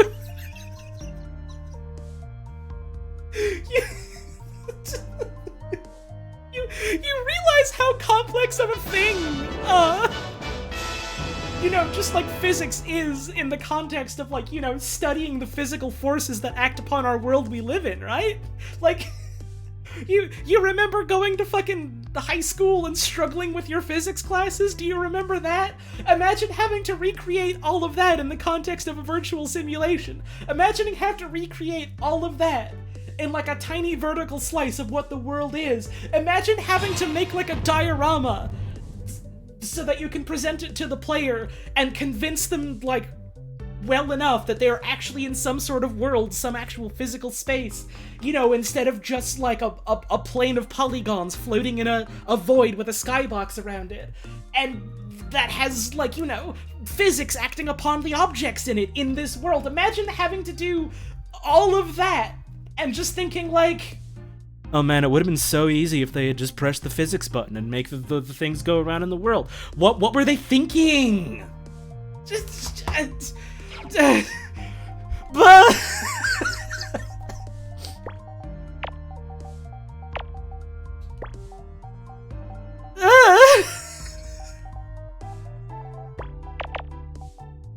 come on now. Come on now!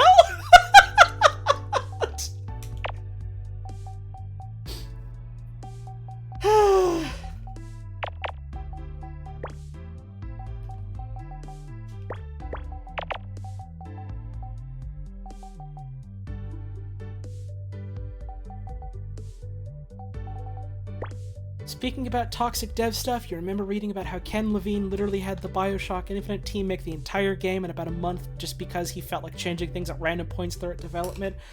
Oh god, yeah. I have read and heard a decent bit of stuff, not specifically about BioShock Infinite, just because I'll be completely honest with you, I can't fucking get myself to care about BioShock Infinite.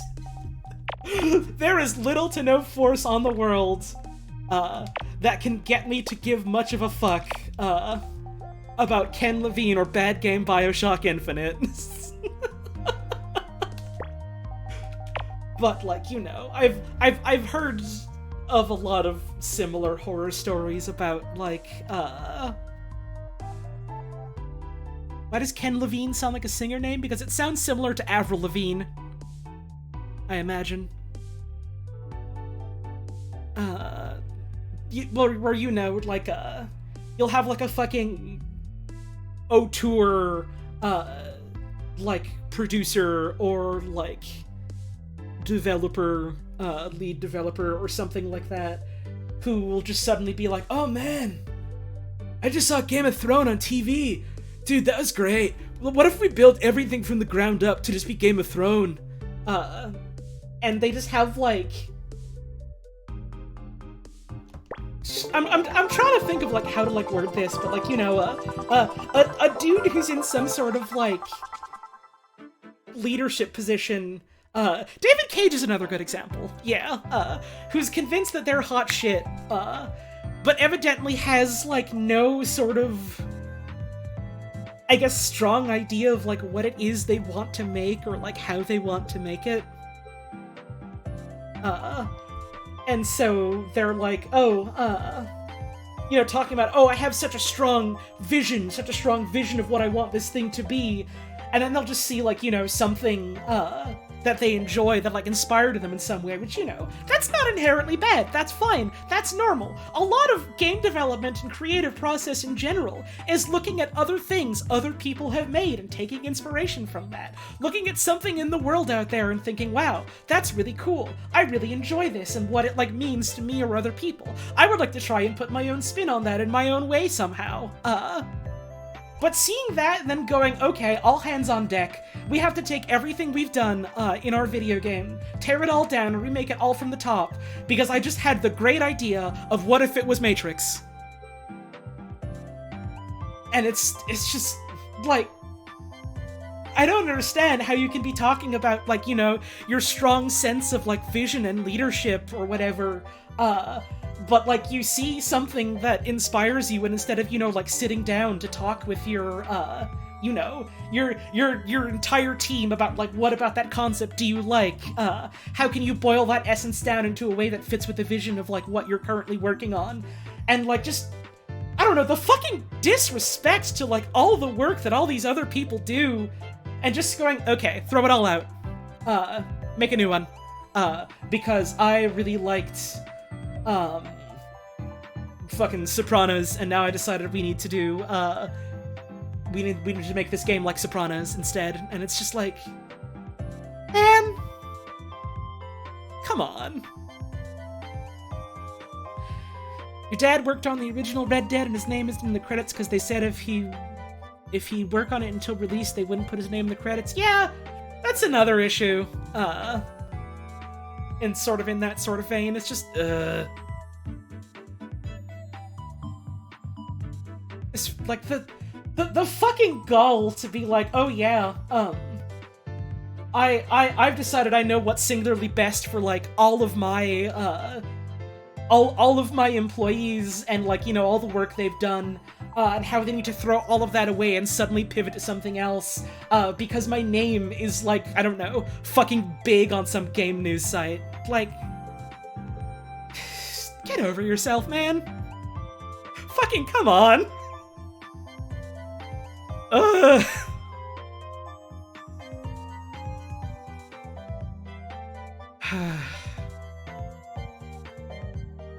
Again, it's a miracle that any video game ever, like,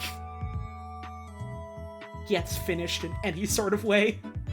Sometimes for good reasons and sometimes for bad reasons. And it's just, I don't know.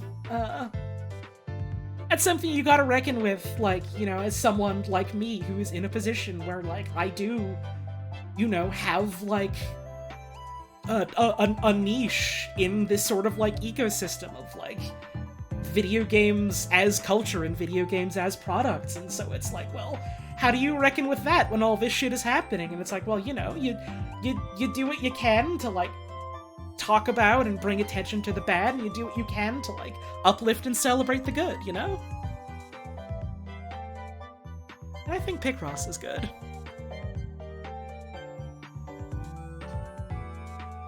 I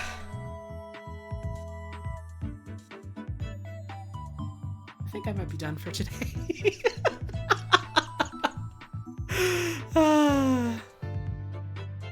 I think I might be done streaming for today.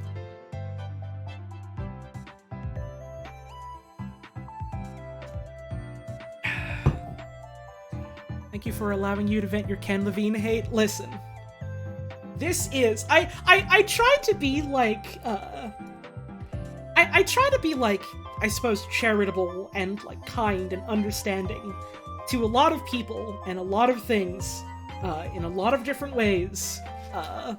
Like, I don't really want to, like, ever pride myself on being, like, a hater, because I feel like there are much better ways for me personally to spend, like, my energy and, like, my time and like, my little spotlight for whatever it's worth and things like that. But the thing is, like, that kindness is only reserved for things that deserve it. This is a BioShock Infinite hater zone. Hello, Holly. I am trying out Dicey Dungeons because it looked good when you played it on stream and I am having so much fun. Hey, hell yeah! Dicey Dungeons is fucking great. I adore that game. And I'm glad you're having a good time with it. Fuck Binfinite. All my homies hate Binfinite. Literally, exactly. I think the only thing that could ever get me to, like, play and stream BioShock Infinite is if someone gave me a ludicrously large amount of money and I spent the entire, like, with the explicit understanding that, like, hey, here's like $1,000, stream BioShock Infinite. With the explicit understanding that I would spend the entire time just ripping into it, just going, this is dog shit, this sucks ass, this is bad.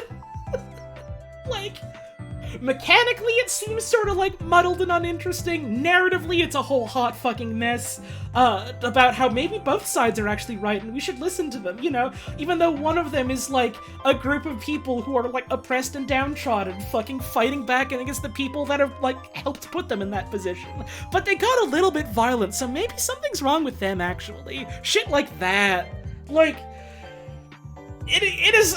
And you know, like, that's not even getting into, like, the conditions under which it was made and things like that. And it's just like...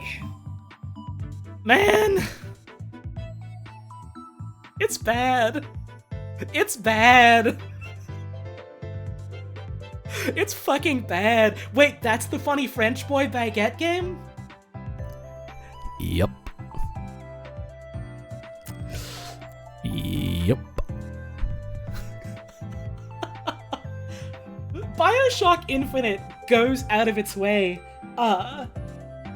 like, really, really hard to, like, fucking bulldoze its way through any sort of point that could be made, because, well, who's to say if anything anywhere is good or bad, I guess.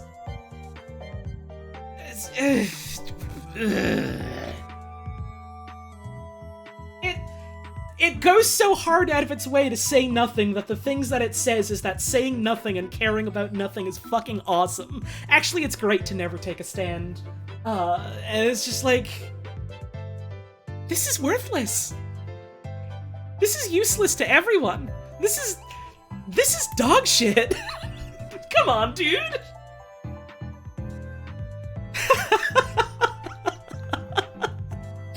Like, again, even when, like, there is something that doesn't super, like, click with me, I, at the very least, like, try to find things in it that are, like, worth, you know, talking about or enjoying or something like that, but, like...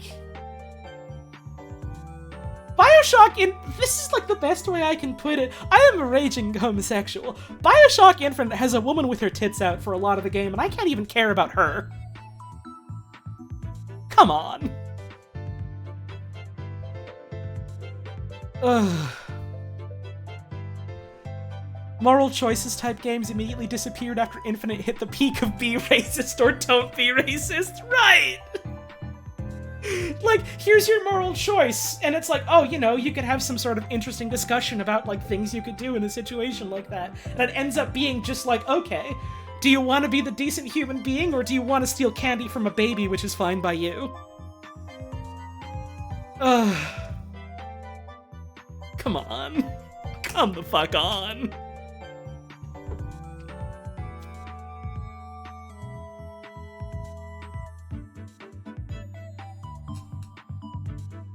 Yeah, the woman character that you go throughout the whole game is, like, secretly...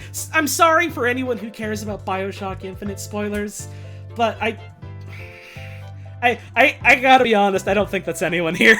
But, like, yeah, the big reveal is that, like, oh yeah, this character is, like, secretly, your daughter, and the main character, is, like, the past version of the main villain or something like that. There's, like, time travel and alternate universe stuff, and it's, like... It's just... They tried very hard to make a very convoluted sad dad story. And, like, I'm saying this as someone who, one of my favorite genres of books is, like, sad dad detective stories. So, like, I have a soft spot for stuff like this. It's bad. It's bad and infinite.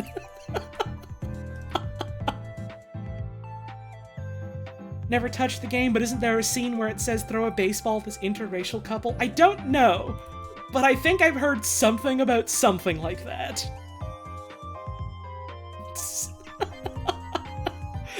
That's at the start? Hooey! Oh boy! Great. Fucking great. I don't even know about that one, and I'm not surprised to hear about that.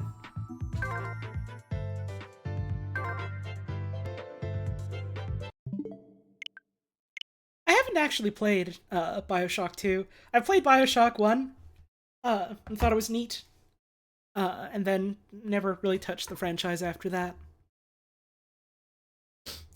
That's the choose to be racist or not option, and it doesn't change anything. Oh, okay. So they're just giving you an option to be a sociopath, and it has no bearing on anything at all. It doesn't even try and, like, you know, call you out. Like, why are you fucking doing that? It just lets you do it? Fucking video games, man. Come on.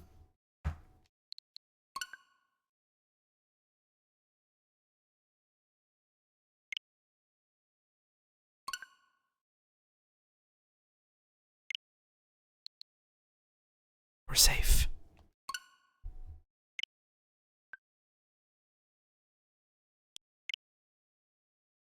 For now.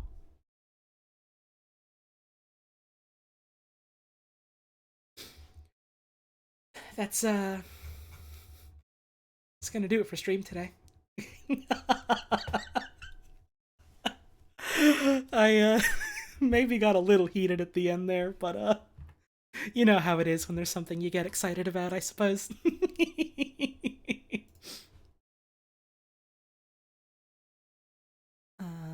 I do have to wrap up very soon.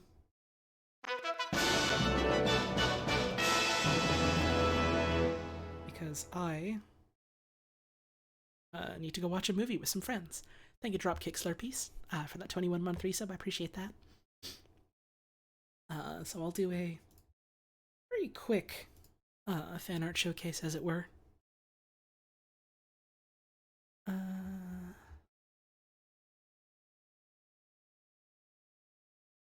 Hope venting your spleen about that shit gives you some catharsis. I'll be honest, thinking about Bioshock Infinite gives me an ulcer more than anything, but that's not really the fault of anyone here, I suppose.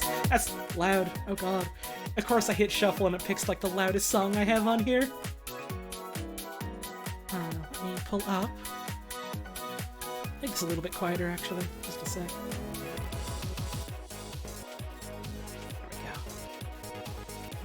Pull up the Discord and we'll take a look at some fan art what folks have done. This one here from Alex and Sage.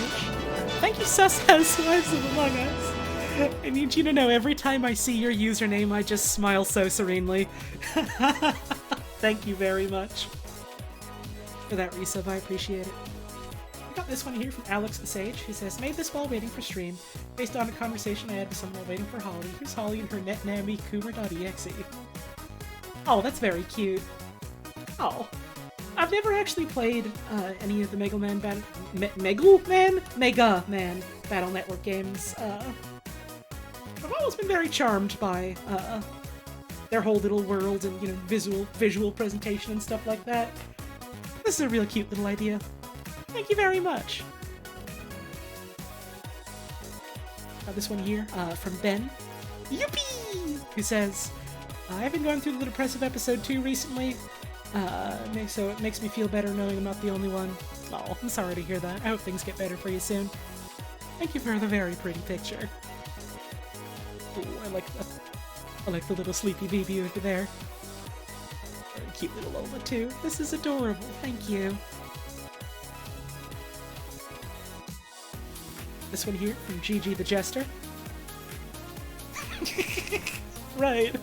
I forgot I said that was a cactus, didn't I? Thank you, Big Boy Fox 23 for the 20 months. A sub is a sandwich of a sub-anniversary. Thanks for funny. I guess it is a sandwich, isn't it? Thank you very much for the 20-month resub. I appreciate that. Thanks for stopping on by. Thank you, Gigi the Jester, for this one. This is very cute.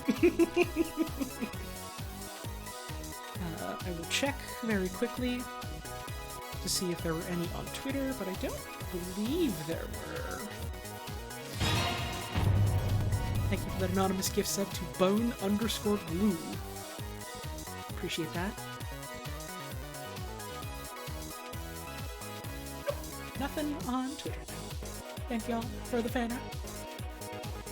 Always does make me smile to see.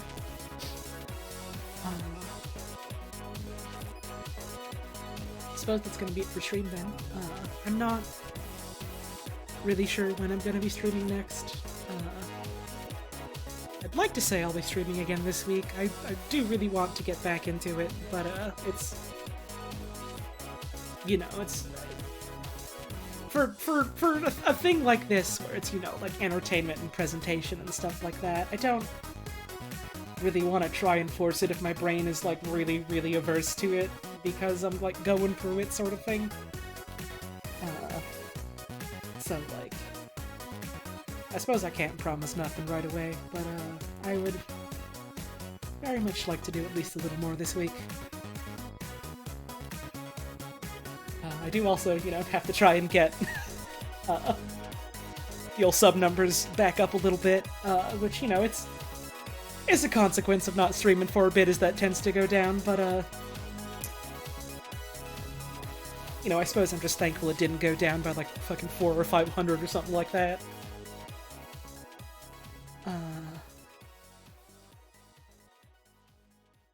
But yeah, I will hopefully stream again some other time this week. I'm not sure when. I'm not sure what. But now that I'm thinking about it, it'll probably be more Picross.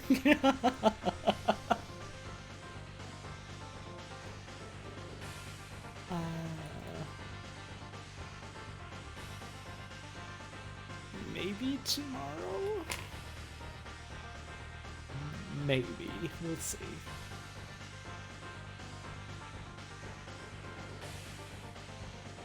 But, you know, whenever I do end up streaming next, maybe I'll see you then. Or maybe I'll see you around some other time. But no matter what happens before we head off, I'd just like to say, have a wonderful rest of your evening. Thank you very much for tuning in. Make sure you're taking care of yourself, taking care of the folks around you as best as you can, in however ways you can. You know, life's fucking hard sometimes, but we're still here, you know? And I suppose that's what matters most, isn't it? So make sure you're taking care, however you need to. I hope to see you again soon.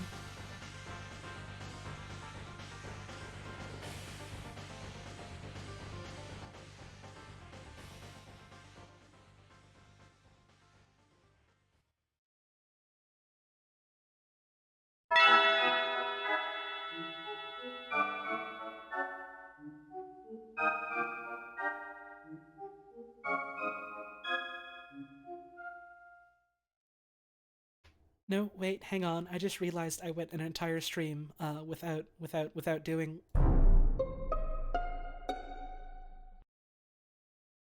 Okay, there we go. Awesome. Now I can end stream.